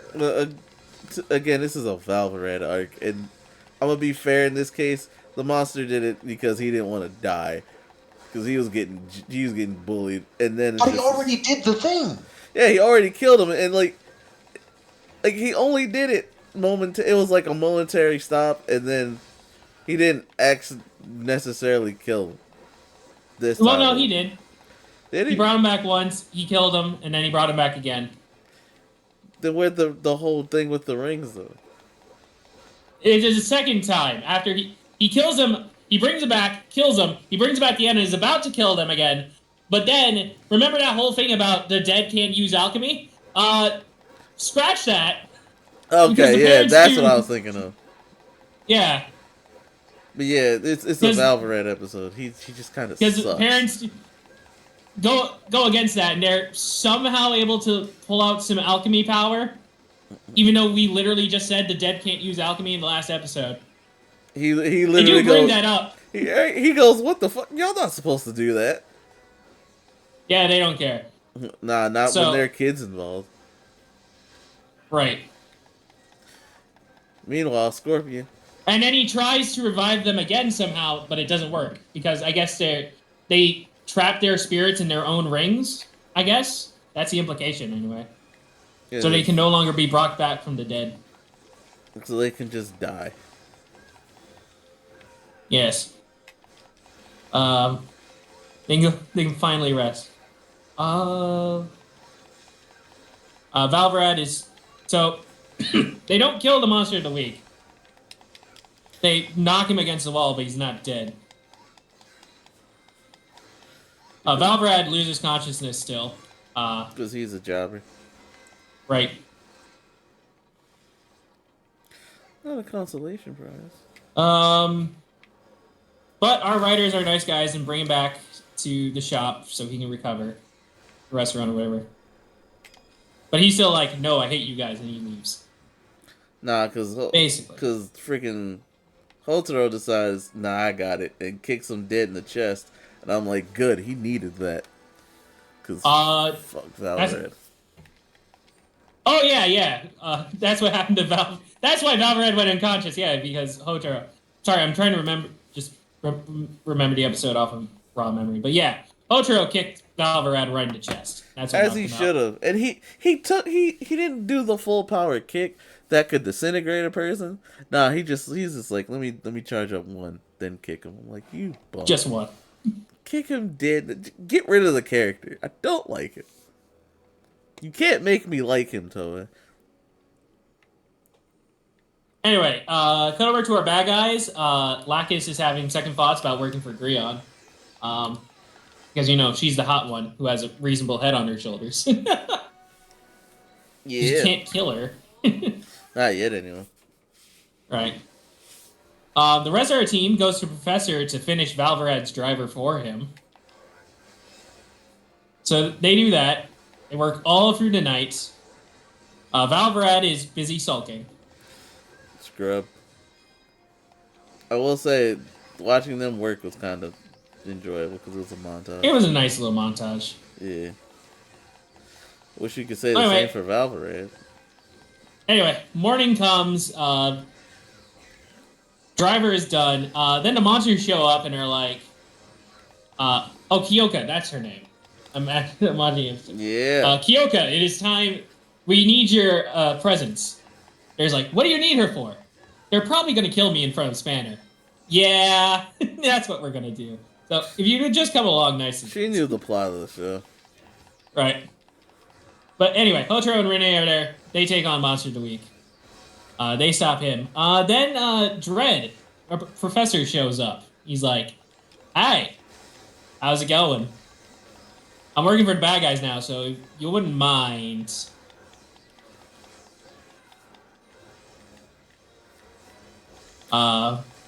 Go. So they have a little chat there. We don't see the end of this chat, but they do imply that the professor is kind of working from within. Yeah, we get to that. So Professor said, so they have a little chat. Professor's there. Professor calls Valvrad out to a Scenic Toku warehouse. Banner's like, all right, I'm here. Why'd you call me out? And Professor is just like, oh yeah, I have this now. And he pulls out the driver. And Spanner's like, wait, how do you have that? Where's Kyoka? Where's Miss Kyoka? He's like, oh, I killed her. But Spanner's like, what? And he goes into a berserker raise and tries to fight Dread. Yeah. And goes about as well as you can expect. With predictable results. Yep, he gets cooked. He's getting cooked. So he gets cooked. He drops the rings. Picks him out of cup. And he has some more flashes. He has a flashback to the memory where he saw his parents die. But this time, the parents actually have like a final message for him. So I guess it's their spirits communicating with him one last time. Or something like that. They're telling him stop being a doucher. Honestly, what they really say is we love you. And believe in your potential, stick to your beliefs, yada, yada, yada. And then they die. And then we see Kyoka in the flashback too.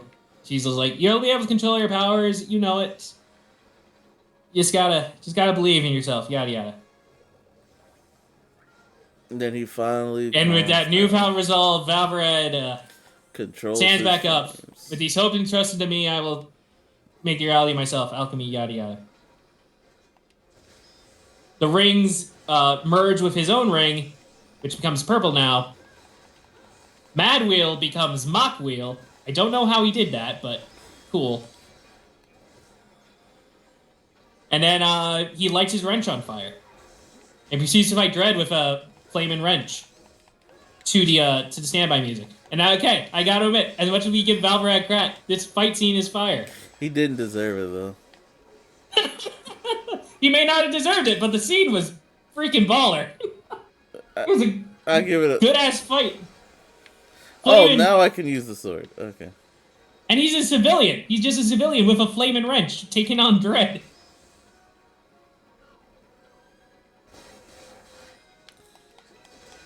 Yeah. He's eventually able to beat Dread. How much of that is Dread letting him win and his own power? Unsure. But beats Dread, he gets his cards back and his driver. And he heads to the main fight, where the Monster of the Week is. And you hear his engine starting. Ding, ding, ding. Fucking. He's trying really hard to be Drive. Right? Makes it even worse. Or Mock.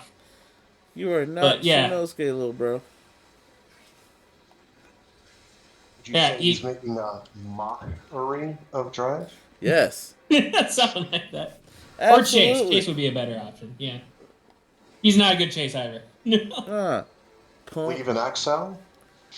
We even made the Axel joke. No, he wants to be a car rider so bad. Nah, bro. He wants to be a car.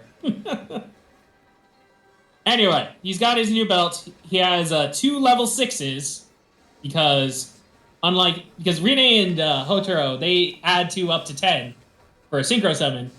Valverad can't count, so he just takes 2 of the same number and Xyz summons. Yu-Gi-Oh joke. He really doesn't exceed summon. That's son of a bitch. And he becomes Kamen Rider Valverad. And he actually, again, he gets a pretty good fight. I like his fight. And he also shows off his Yamato shovel form, which is 2 level 8s. Weird how this jobber can get a form already and freaking... Not Rene, though. Not Rene. To be fair, his form is literally a chest plate and gloves, so... But it's still something. Still something. Like, this jobber don't deserve none of that. No. Anyway, he finally is able to take down the Monster of the Week, gets a new card. Yay.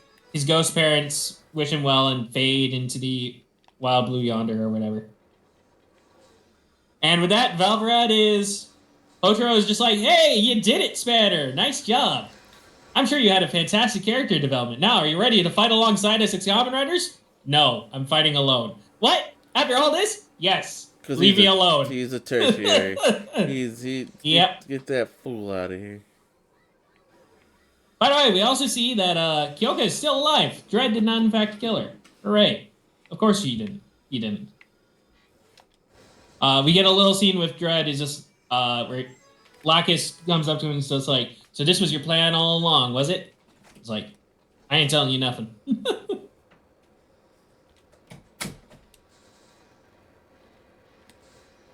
This isn't the end of the nightmare. We still got a long way to go. But anyway, Valverad goes back to his mom, his surrogate mom. And they make amends. Hooray. End of episode. Yay! Yeah, screw that guy. If it was a better character, I would have probably liked it. There was potential. Yeah. But the fact that it's Valverad who is he did impress me. Like okay, the first time he appeared, I was like, okay, we may go somewhere with him. Oh, he's a simp. Oh no, he's just a goober. Never mind, I don't like him. Having him be a simp in his first appearance was not a good choice. Good lord, why? I don't know. Silly this boss fight is. Oh right, you're still playing Wonderful 101. I forgot her name, but she's awesome. Alice. Yeah. Alright, anyway. But now it's time for Peak. That's Gotchard. That's what Gotchard's been doing. What has Peak been doing? King Oja. It has been a while since we talked about King Oja. Oh, yeah. Alright, so last we left off, where was last we left off? We did a whole backstory with Heracles, right? Yeah, we did. Yes, we did. Didn't we cover that? We covered that, and we covered Yanma being insane. Did we get through Yanma being insane? I don't... Like, with the King's Proof and whatnot and all that? I don't remember covering that. But... Yeah. Alright. I'll quickly speed through it very fast. So basically, the current plot is... So, they beat Dugaded once, but then Dugaded came back. So now our new plan is we gotta... All the King Ozers have a quote-unquote symbol of proof or symbol of rule. Or proof of rule, proof of authority, whatever. They're crowns, basically. Whatever gives them authority to rule. All those have an ancient power sealed inside of them. And yeah, they gotta unlock the power and combine it in order to kill God. Again. That's basically what happens. Heracles suggests that the team gets an actual leader. Because he's smart like that. So they start by having a balloon fight with the balls on their heads. They do that. Everyone immediately jumps Gira, which is You know why they gotta jump Gira? And then Heracles does like a close-up point right at Gira. He's just like, Gira is eliminated. And he makes the best faces. Heracles' reactions were well worth it. Really good. Anyway, Rita and Jeremy do some sparring. Jeremy pulls out Mofun just like a hostage. He really does use Mofun as a hostage. Rita gets eliminated. Kaguragi fights Himeno. Kaguragi puts the faces of people Himeno cares about on top of his balloon. So he's less afraid to smash it, but then he switches to his magic and he's just like, smash, smash, smash, smash, smash, smash. Yeah, it's just, but Kaguragi's balloon just doesn't go down. He cheated, basically. He did cheat, and because of that, Rita's just like, alright, you cheated. We're going with regular fighting now, so... They just start brawling with their hands. They literally just start throwing hands. No swords. Just fighting. And then eventually they pull out the sword and start fighting like that. Gira tries to get them to stop, but they just don't. Then Yanma shows up from out of nowhere. And he's just like... Yeah, because Gira's like, Yanma, you gotta stop this. And then it's just like... Yanma, you gotta stop this fight. And Yanma's like, oh yeah, that's exactly what I intend to do.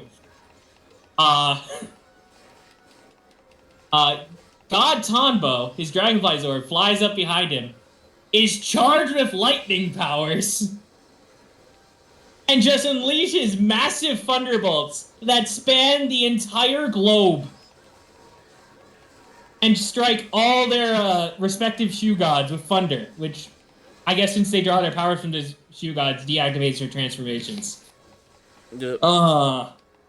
Damn! Yeah. Yanma is busted. I don't know who said Yanma can control electricity, but alright. Kaguragi's like, you actually managed to unlock the power of the king's symbols or the king's proof, and Yanma's like, I'm the wise king. Damn right I did. So Yanma just starts dropping thunderbolts everywhere because he is now tasted the power. He's now tasted what it's like to truly be on top. Yanma gets knocked back down to the city, and everybody's fighting each other. Why would this be? Oh, the leech lady. Right. She has the power of, she can manipulate everybody. So she does that. Yanma's going mad with power. Eventually, Gira climbs all the way back up, punches Yanma in the face, and just like, Yanma, snap out of it! Look at what you're doing to the city! City's on fire. Yanma's like, shit. Okay. Yeah, I may have gone overboard. Yeah, he got snapped out of it. Let's go. Oh yeah, now we did cover this one. Yep. Oh well, we're almost done again. Because we made the joke about Leech Lady being Tokyo Go-Go from Tokyo, because she uses self-hypnosis to power herself up. I'm the greatest, I'm the strongest, I'm the greatest, I'm the strongest. She did. So these is that Yanma uses his lightning powers alongside Gira's Frown, which I guess just buffs the shoe gods. King Oger. Until they tell us what it is. Yep. And they save the day. Huzzah. Heracles and Yanma have a little chat about how absolute power corrupts absolutely. Heracles even admits, like, damn, having power was great. I loved every second of it. Even when I was doing terrible shit. It was just great to have that kind of power. I was like, yeah, you're a poor role model to learn from, aren't you? Yep. They do that. Team reunites and creates a new treaty. None of them will be the ruler. Well, there won't be one singular leader, I should say. Yeah. Team is now united. Heracles meets with his wife, Suzume, comes to visit him. Suzume just like, you knew all that would happen, didn't you? And he's like, yeah, I knew they wouldn't trust me. So, yeah. Alright, so that's that. Moving on. Try and get through these as fast as possible. Keep going. So, next episode, all the King Ogers have reunited. They're trying to figure out what all the symbols, what each of their respective powers do. So, They're doing that. Meanwhile, Minaga, the big stupid guy, is like, okay, now it's my turn to go in. Yeah, Go in I and remember get, now. get revenge for Hillbill. He's just like, and Doug is like, okay, do whatever you want. You'll be fine, I'm sure. So they do that. Oh yeah, and all this stuff happened in this episode, right? Kagaragi talks to Suzume a little, wants to meet with Suzume to establish like a line of succession, because just in case anything happens to Kagaragi, because King Ogers could die, so they're all going to like their respective kingdoms to make sure the line of succession is in place, just in case anything happens. So Kagaragi talks to Suzume. Rita talks to Morphonia. Morphonia's like, I don't really know if I can be Supreme Justice, but I'm sure you'll be fine, Rita. Nothing will happen to you. Anyway, next scene is we cut to all the King Ogers meeting up to practice their power. This is where it's revealed that Kaguragi's power is to summon flames. Just all uncontrollable flames. It's funny because he's done it before, but... It also freezes her. Like, I think in his first fight, we seen him do it. He does the fire sword. Yeah. But not like But now he has the power to just, like, summon flames just out of nowhere. I just thought it was, like, kind of nice that they said, let's just give him firepower. It is nice that they just decided to just... someone needs fire powers in this. I like that they're tying back to things that already happened. It's Wonder Green, this big muff. Hey, about time Green showed up. So anyway, Kagaragi burns, Rita gets frozen. It's unfortunate. They're busy recovering from that. Heracles is doing some stitching with his wife inside the tiny cage. Because Suzume has finally found true love, and Kagaragi is like, yes, my sister has found the love of her life. This is fantastic. Of course, it's beautiful seeing such a lovely couple. One thing I like about Wonder Green, he's using the other members of the team as bullets. That is fun with Wonder Green. I mean, that's what the weapons are, just made of them. So why wouldn't the bullets also be made of them? So it works in King Ogre. Right. Shooting mooks. Oh, we haven't seen the tiny mooks in so long. I miss the tiny mooks. Yeah.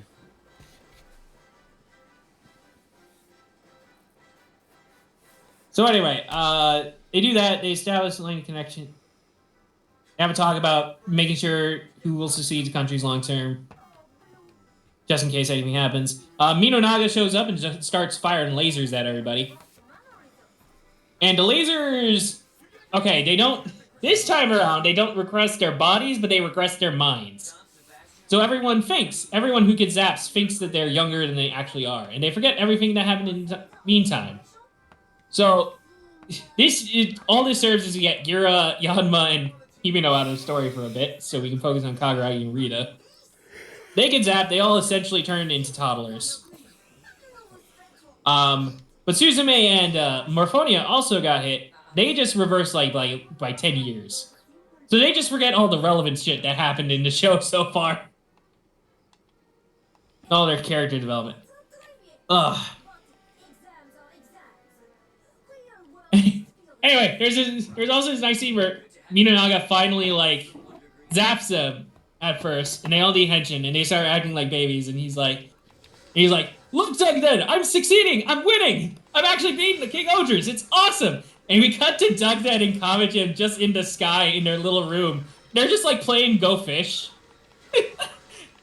And Kamajin's like, sir, I think he's calling for you. Just like, nah, he was fine. I don't want to talk to him right now. Anyway, let's continue. Plus, it's hard to understand what he's saying. He's not wrong. Plus, it's hard to understand what he's saying.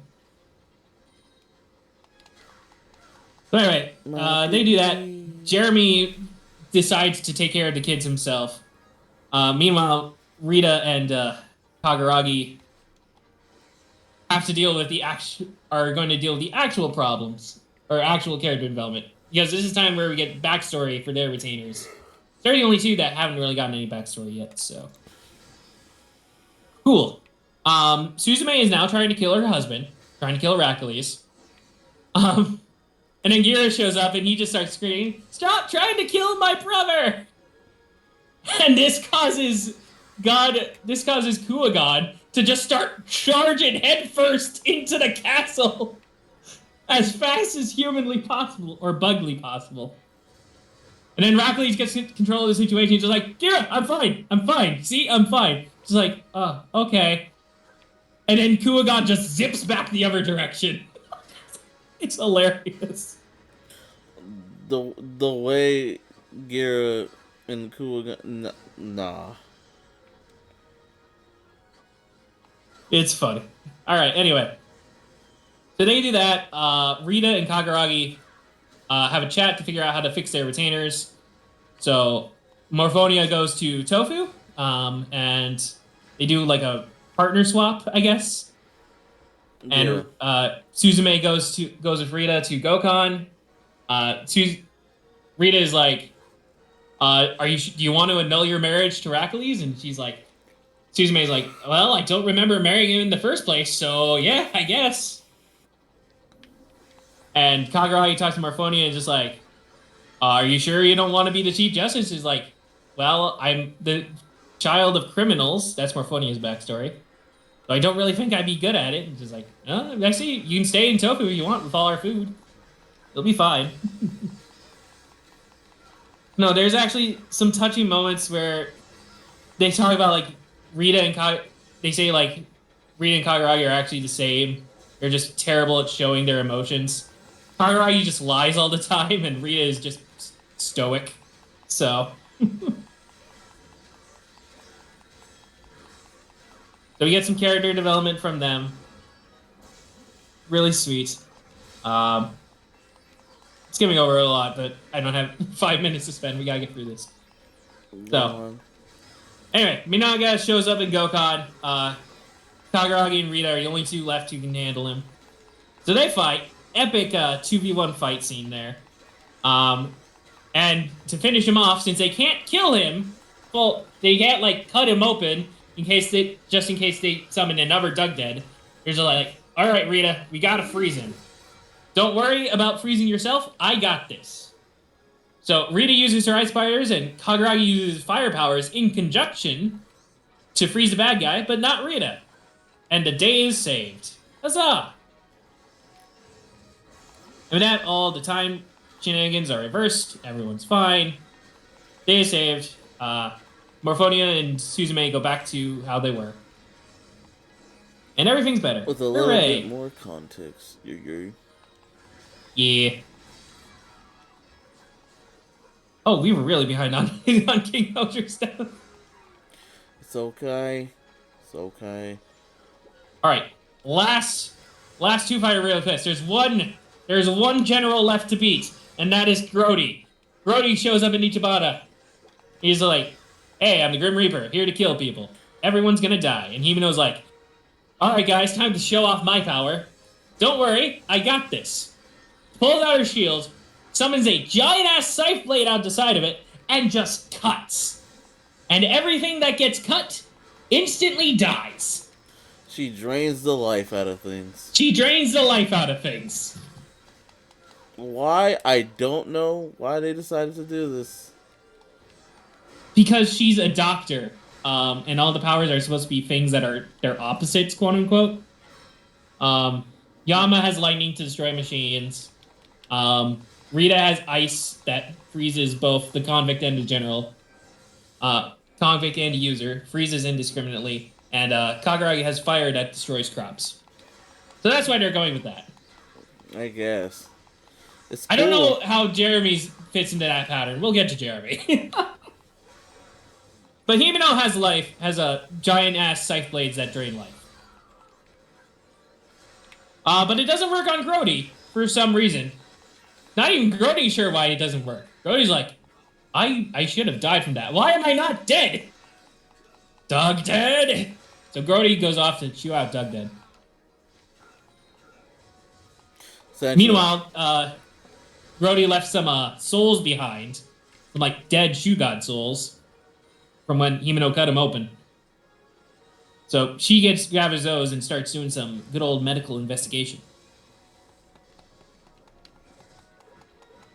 So King Odors talk a little bit. Eventually, Heracles pulls Jeremy aside. By aside, they go back to the Bugnarok Kingdom, where Jeremy is showing the Bugnarok how to mourn the dead. So we see a bunch of mooks being buried in graves. Interesting. I didn't think we would see this, but someone's got to care for the mooks. The mooks are now learning how to mourn. I didn't think this was the thing I needed in my show, but I appreciate it. I appreciate it a lot, actually. P. Gozer, man. P. Gozer, indeed. So anyway, Heracles and Jeremy are like, so everyone else has a superpower that they just unlocked. What about you, Jeremy? Jeremy's like, I don't know exactly. And Heracles is like, I think you already know what it is. There's a reason why you have lived for 2,000 years, right? Jeremy's like, well, actually, I do have this crystal inside my chest. He opens up his shirt, and sure enough, there's a crystal inside my chest. Inside his chest. He's like, yeah. Eternal life. That is your power. Son of a bitch. The King Ogres are broken. Yeah. They shouldn't be, but I'm taking it because I like it. So anyway, Himeno pulls Gira to the side to test out her ability, her life rating ability. On the other immortal. Like, on the other immortal on our team, of the two immortals. So Gira's like, no, I could die from that. And Himeno's like, you'll be fine. I'm the chief doctor, after all. I'm sure you'll be fine. Just a little bit of your life. Gira's like, I didn't ask to be immortal. And Himeno's like, don't you fucking say that. I've seen what death does to people. Death sucks. There's nothing good about it. And Gira's like, are you sure about that? And Himeno's like, So yeah, that's going to be our theme of this episode. Life is beautiful because it is temporary. Yada, yada, yada. We get Daichi Mura on the song. Straight from next week. Life is beautiful. It's a fire song. So anyway, they do that. Himeno also drops a line about like Gira is like afraid he's gonna like live forever, just like Jeremy, and not be able to die with his friends. And Himeno's like, nah, you'll age just like everyone else. You're completely human. You're not immortal so much as you have an excellent healing factor. So he's basically Wolverine. He has that kind of immortality, like Shadow. Yeah. Exactly. Anyway, Jeremy shows up and is just like, hey, Himeno, if you want someone to experiment on, I'm right here. Slice me. Cut back to our bad guys. Grody had a nap while he was chewing out Doug Dead and just like, so I was created so my sole purpose is to murder everything. Yep, so get to it. Very, very introspective there. Yes. Bugnarok backstory. We'll get to that. That's in the next episode. Anyway, Jeremy and Himeno have a little chat. Jeremy reveals the crystal in his chest, is like, yeah, this is the source of my eternal life. And Himeno's like, we could use that we could become gods. We could rule over life and death. No one would have to die anymore. We could even, maybe, revive the dead. Flashback to their dead parents. They visit the dead parents' graves and just like, there's a lot of sweet moments that I'm skipping over a lot, but it's a really good episode, so. Mm-hmm. Anyway, Grody shows back up on Earth. King Ogers start dropping to fight him. Jeremy and Himeno pull him away from the main action.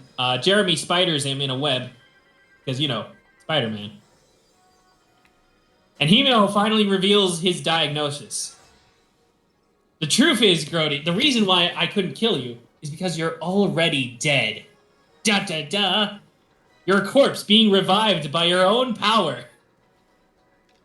So the only way to kill you is to revive you. Flashback a little earlier. Himeno cut the crystal out of Jeremy's chest with her powers. So Jeremy theoretically no longer has eternal life. Yeah. But Jeremy takes the crystal that was ripped out of his chest, and he shoots it at Grody, and Grody experiences life for the first time in his existence. He's just like, what is this burning? Why is everything so hot? Because you're alive now. Is this what it feels like? Living sucks. But it did give me an upgrade. I feel more powerful, so time for Fury of the Gods Part 2. And that's our cliffhanger for the next episode. Seeing the next episode. The Fury of the Gods. Actually, the Silence of the Gods. That's what the episode is called. Oh. So anyway, Fury of the Gods starts. Everyone's having traumatic flashbacks of 15 years ago. Doug then shows up to explain Grody's backstory. So it turns out the Bugnarok actually are aliens too. So both the humans and the Bugnarok are both aliens to this planet. The Bugnarok were on a completely different planet. Doug then went to that planet first, more than 2,000 years ago, I guess, at this point. When they asked for power, and so he created Grody, and then Grody wiped out the planet. And apparently Gira was supposed to essentially do the same thing on Terra, but unfortunately Gira is too good, so... Sucks. So much for that plan. Anyway, Grody pieces out on a bug, is floating around in Fury of the Gods. All our kings, meanwhile, have to work on evacuation plans. So everybody splits up, and proceeds to make sure nobody dies. Casualties will be 0. That's the goal. Heracles shows up in front of the Shugadam army and just like, I understand none of you trust me because I'm a piece of shit, but I'm here to save people. And then Gira shows up and is like, you can trust my brother, guys. We got a plan. So they get a bunch of the mini Shu gods into the castle. The castle launches off and just goes around. I guess the castle is just in charge of like evacuating people by transporting all the mini Shu gods everywhere. So that's what Shugadam is doing. Himeno and Ichiban are in charge of all the taking care of the injured and medicine, all that jazz. Yanma is making sure the comms network is established and stays up. Kagaragi sends his ninja out to put stakes in the ground to, quote-unquote, ensure an escape route. We'll see what's up with that later. They do that. He also gets all the food for the evacuation, of course, because it can't be a sad evacuation. It's got to be a happy evacuation with food and festival stuff. It's going to be great. Heracles shows up to protect Hat Guy. Clearly the best thing he's ever done in the show so far. I mean, I thought we all knew that Hat Guy was the backbone, the power behind the throne, and just whoa, wait on a minute. Rita shows up to a bunch of in the middle of convicts who are literally in the middle of an escape attempt, and Rita's like, all right, guys, I've tolerated your escapes long enough, and now is the time where I reveal why. You guys know these underground tunnels better than anyone else in the world. So I need you to get in there and help with the evacuations. Then you'll all be free. They're like, oh, okay. Sounds like a good plan. Let's go. Save the world. Cut back over to Kagaragi, where he reveals his master plan. So, do you remember that time when during the time skip when Kagaragi was sent to jail for developing a weapon called the Anteater? We see what that does. They remembered. Oh yeah, the converted farming equipment, as I recall. Yes.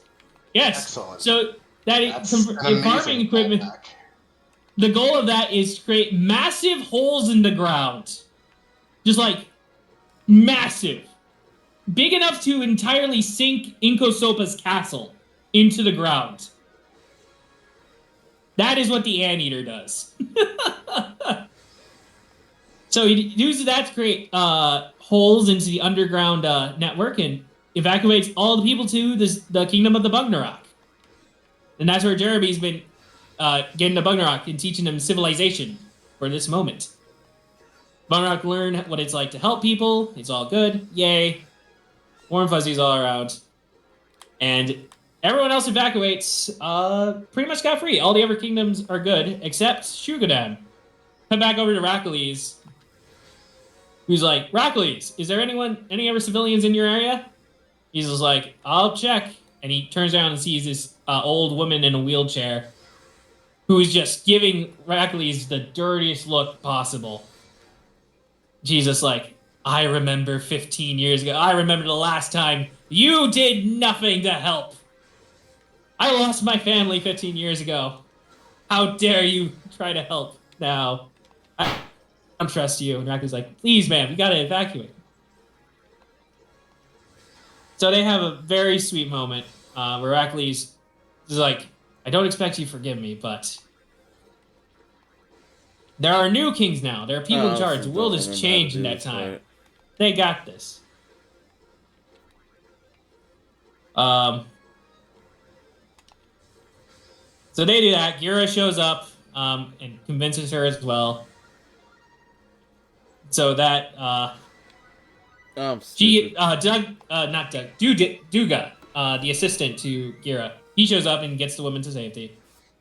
With that, Rakles has new conviction to make up his mistakes from 17 years ago, and Gira's just like, well, then you're probably gonna need this. And Gira finally pulls out Rakles' sword, the Ojikawa Zero, just like, here you go, my brother. Fight with us. Become the 7th member of the Osama Sentai King Oger. Ogai Buso. They all henshin. They form up God King Oger. Rakles takes his place in the Ant. That's going to be his Zord for this combination. They then proceed to make the God King Oger grow absolutely giant, and then just flamethrower the entire planet to kill all the undead bugs. Just with a single attack, basically, purifying the world. Have we mentioned the King Ogers are broken? They're fucking broken. So, are you saying that they not only killed it with fire, but they nuked the site from orbit? Yes. Yes. That's fairly impressive. I must say I approve. Yeah, the Valiantium blade. So anyway, they don't kill Grody. Grody just gets knocked out of the sky. He's just like, alright, time to fight. He grows big, they fight, and Grody gets his ass kicked. As you would expect. Gira has a nice little speech about, you cannot stop life. You may be the incarnation of death, but you cannot snuff out all life. For our hands will unite. We will join hands, and compared to that power, death is meaningless, or something like that. It's funny how they kick the shit out of him. Did not like him. And and Grody finally dies. He finally gets his wish, and he dies. And he goes to the land of the dead from the movie, and we see him there, and everything's fine. He's dead now. He was happy for like 5 seconds. He was happy because it's finally quiet. He's finally in a place that is truly quiet. And then the souls of the damned show up, and they're just like, hey, buddy, how's it going? And annoy the fuck out of him. Following him everywhere. He will now be tormented for the rest of existence in the land of the dead by the souls he killed. Fitting. But yeah, that's how the King Ogers conquered death. Everyone huddles up, and they assess the results. Nobody died. Hooray! They were super We can happy. end this show, except we still gotta kill God. But yeah, damn, King Oger is so good. Damn, King Oger is just so good. Peak Oger. I really want to see the ending, but I'm also so sad that it's gonna end. It doesn't matter what the next Sentai season was gonna be. I'm just so sad the series is ending. It's I'm gonna say it early. It's probably my new favorite Sentai. I'm gonna be honest. Uh, but yeah, all right. We've done the catch up now. I'm sorry that took so long, but hey, we started early today, so Oh God, we didn't we? yeah, of course we did. We start. This is about the time we would end it anyways, but we started like an hour or so early, something like that. Huh. All right. I mean, you said squad up at like what 6:30? No, 6:30 my time. It's like 7:30 your time. Normally we don't get started till like 8, or even my time anyway. Fair. So yeah, that was a lot of catch up, but hey, we're there. Oh, I guess we didn't catch up on Garo. Watch Garo. Soma is an edgy. Soma is an edgy teenager. There you go. There's your catch up. That's basically all that's happened. Soma's been edgy. But in the non-Valorant way. Soma at least has a decent region. It's essentially like because I think it involves his dad, right? His dad is missing, not necessarily dead. Yeah. And so he's essentially like holding the spot, quote unquote, until his dad gets back. But But they everyone's want to like, assign dude, someone your else dad's there. dead. Yeah. The fight Garo's been really good though. It has been. It's a lot slower than Kamen Rider and Sentai, but it's been really good. It's a lot more character driven than I was expecting it to be. So, this is my first Garo season, so I don't know how it compares to everyone's, but we have our old man here to let you know about that Garo. He hasn't watched the new season yet. No, I just meant He doesn't Garo know in how it general. compares either. Much Garo in my time. Just not the new season. Yeah, like I was just talking about Garo in general and how it compares. I see. And it is pretty good, as they say. The meta franchise. All right. So are we gonna? We're gonna finish this level and then call it. Yeah. We gotta save baseball. Team, unite up. Oh, I don't go in there. Oh God. I'm gonna punch you. You gotta play baseball. Or something like that. We're gonna die. Try not to die, Echo.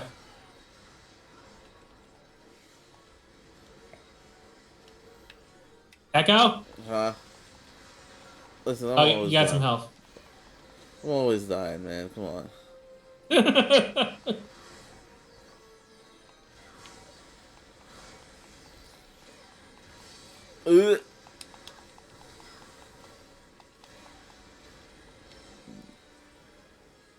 Ring it. All right, here we go. Baseball time. Boom. Boom, baby. Again. Boom. Can I keep the bat? That would be useful, but... Let me keep the bat.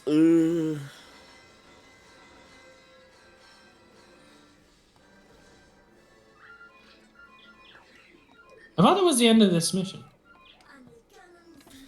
It's never the end for everyone. If you use what's their face as the leader. I know there's some like passive buffs if you use certain characters when doing certain formations.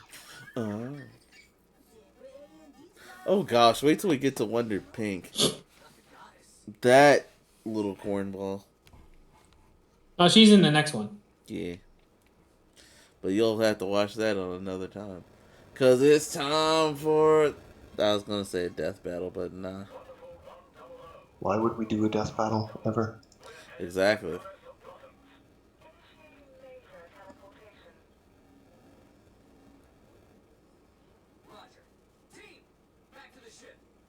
Machine laser teleportation. Oh, this is the end of the episode, right?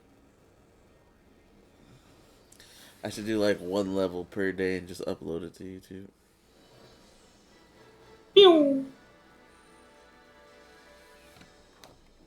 Operation Clear. Most wonderful player, the sniper. Wanda Green. I am a failure. Constellation, bro. You're fine. I ain't played this in years. Right. But there we go. That's all we got. But Yay! before we do that, Frag, buddy, old pal. Yo. Before you pass out, tell everybody where we can find you for next week. Where you can find me? Yeah, man. I don't know what you got planned for next week. Mondays, Wednesdays, and Fridays, I read stuff. On Mondays, it's Mecha Mondays. And I'm reading the novelization of Mobile Suit Gundam, because that got translated ages ago.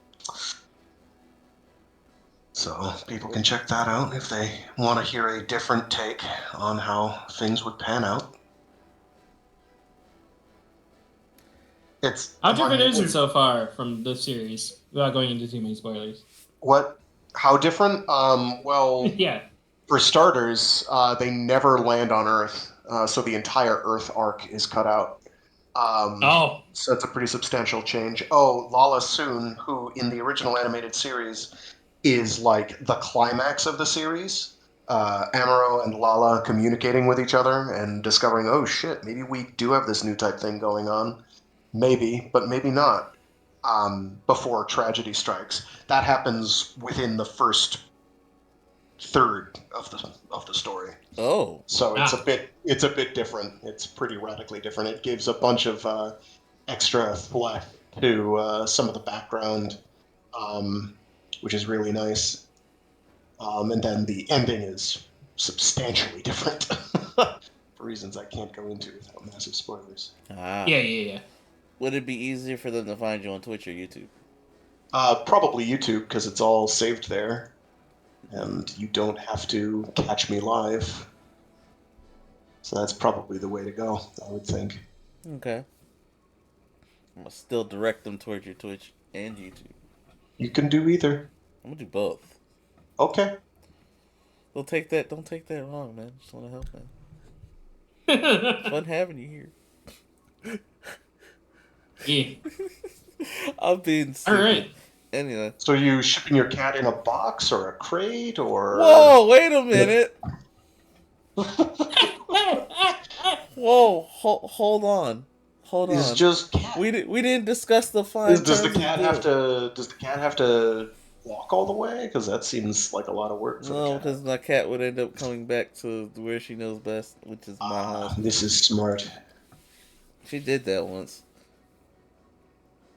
Oh. She knew exactly where to go. I was like, oh, you're not an outdoor cat, but you know exactly where to go. Okay.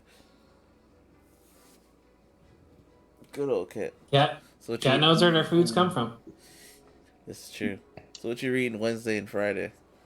Wednesday I'm reading a short story collection by Cory Doctorow called Radicalized. If you actually, you might like this week's called Model Minority. Because it has some familiar faces in it you may recognize. Definitely legally distinct individuals. All right. That is hilarious. I'm not saying that as a jab at minorities. It makes, trust me, it'll make sense when you get there. I'm realizing how this could all be misconstrued completely. That's the name of the short story, and I'm not recommending it based on... fuck me. So, it's about legally distinct Superman. Ooh. And kind of a... So what is Superman, right? Yeah. Kryptonian. Right. He's an illegal alien. Yeah, he's an illegal is what he is. Yes. Yes. So that's kind of, and I've now just spoiled the entire plot, but that's okay. you trust me, anybody with like half a brain is going to start piecing it together right now, and they'll basically be much closer to right than I'm comfortable with. But it's like kind of let's go and do the take, you know. That's what happens when I put him on What the if spot. Superman happened in modern day America, like from 2019? You know, so it's about that. It's really good though. It's not the happiest ending, but it's not like Superman goes berserk and kills everyone ending, so it could be worse. It's not that bad. And then Friday, I'm continuing to read The Fall of Hyperion by Dan Simmons, which is a rousing space opera. Ooh. Very good. Very, very good. Definitely check out the previous installments of that, because there is deep lore and big reveals basically every chapter chunk. So it's pretty good. Nice. I don't mind admitting it's pretty much excellent. Oh, okay. All right. It's good. I like it. Sweet. And if I like it, it must be good, right? Right. I'm the arbiter. I don't know. I arbite. Probably. I'm the arbiter of good taste. Oh, that'll actually be a perfect spot to end. Oh, yes. That'll be good. All right. Perfect. Worth it. Anyway. So, yeah, it's going to be neat. But yeah, the Mobile Suit Gundam novelization is pretty fun. I'm hoping this year as well to get through most, if not all, of the Full Metal Panic localization novelizations, because those actually translated really well. The humor, the action sequences, it's all very well done. So I hope to get around to that at some point as well. You heard it here first, folks. Tune in to Frag as he reads you books. Yep. But I don't mean that in like a boring way, though. I mean, you can tune into them late and go to sleep. There's people who've said, you helped me sleep while I had COVID, and I'm like, that is awesome. I told you That's you could do audiobooks. Literally the best compliment I could receive. I told this man he got a voice for audiobooks. Like, don't worry, when Henshin Academy finally leaves my brain into the pad and can be worked on, I'm asking you to be the narrator. Yeah, it'll be stuck in my brain. You got it. You give me a script, I will hammer that sucker out. I will have fun doing it too. Now I'm like, I'm in between a rock and a hard place. I gotta get this going. No, you don't. Take your time. Nothing's happening. It's fine. It'll probably happen. Right now, my work schedule, I absolutely get that. I'm just like, yeah. Holding on, not panicking, but I'm just like, okay, this is happening. I'm getting by. It's fine. The money is the money, so I need that. Yeah. One way or another, and the time, on the other hand, I could use more of that. Always could use more time. This is where we ask Blaze, like, hey, buddy, get together. I'm surprised he hasn't shown up right at the end as we're leaving. That's he does that all the classic time, Blaze. Classic Blaze. Right. All right. He's just not here today, so what can you do? We needed Clank to take water or wind, I guess. Clank was he was busy with Unite, but that's all right. Oh, that's right. He's doing Unite right now. Yep. Yeah, I think he went to bed, but that's okay. I have another spot to go to. I mean, we've been going for a while, so. Yeah. That's okay. We got another spot to go to. So, we'll catch y'all on the next episode of the podcast. And if someone can remind me, I can upload this tomorrow. At our new time. Fridays. Apparently. Because I tried to be nice for Blaze, but that didn't work out. And it's the start of the weekend. So everyone can enjoy the weekend. Yay! Yay! So. By the way, we watch Marine tomorrow or Sunday? Which works more? Which one can Frag show up to? Frank, let's So long as it's, I mean, if it's Saturday, so long as it's before, like, it'll be, like, early afternoon for you people. So, like, afternoon, but before, like, I don't know, 6. Because we go So then we do Sunday at the old podcast time? Question mark? First of all, I have work in the morning, but then I've been roped into assisting with Super Bowloid type activities. Okay, so never mind. All right, so just message me when you're free, guys. I don't care, but I have committed to snack prep for the big snack prep. Yeah. So that's fine. That's fine. We don't need to do it on Sunday. I will probably depart from it early anyway. It's all good. Like I said, message me on a day you guys are free, and then we can. I'm gonna work the schedule around anyway, which is why I podcasted on Fridays, so it's a little easier for everybody. All right, we could just do the watch party in the middle of the week. Yeah, we can do it in the middle of the week. I ain't tripping. Actually, that might be better since the episodes King Oger and Gotchard won't be sent yet. So yeah, that's it. So yeah, let's just do it sometime Monday, Tuesday, Wednesday, Thursday. Monday, anytime before Friday. Yeah. Before Friday, right? Yeah. Okay. Works. So yeah, everybody enjoy your time. Y'all heard enough of us. We're gonna end the screen here. Catch y'all next time. And don't leave because I'm doing a read. But other than that, yay. All right.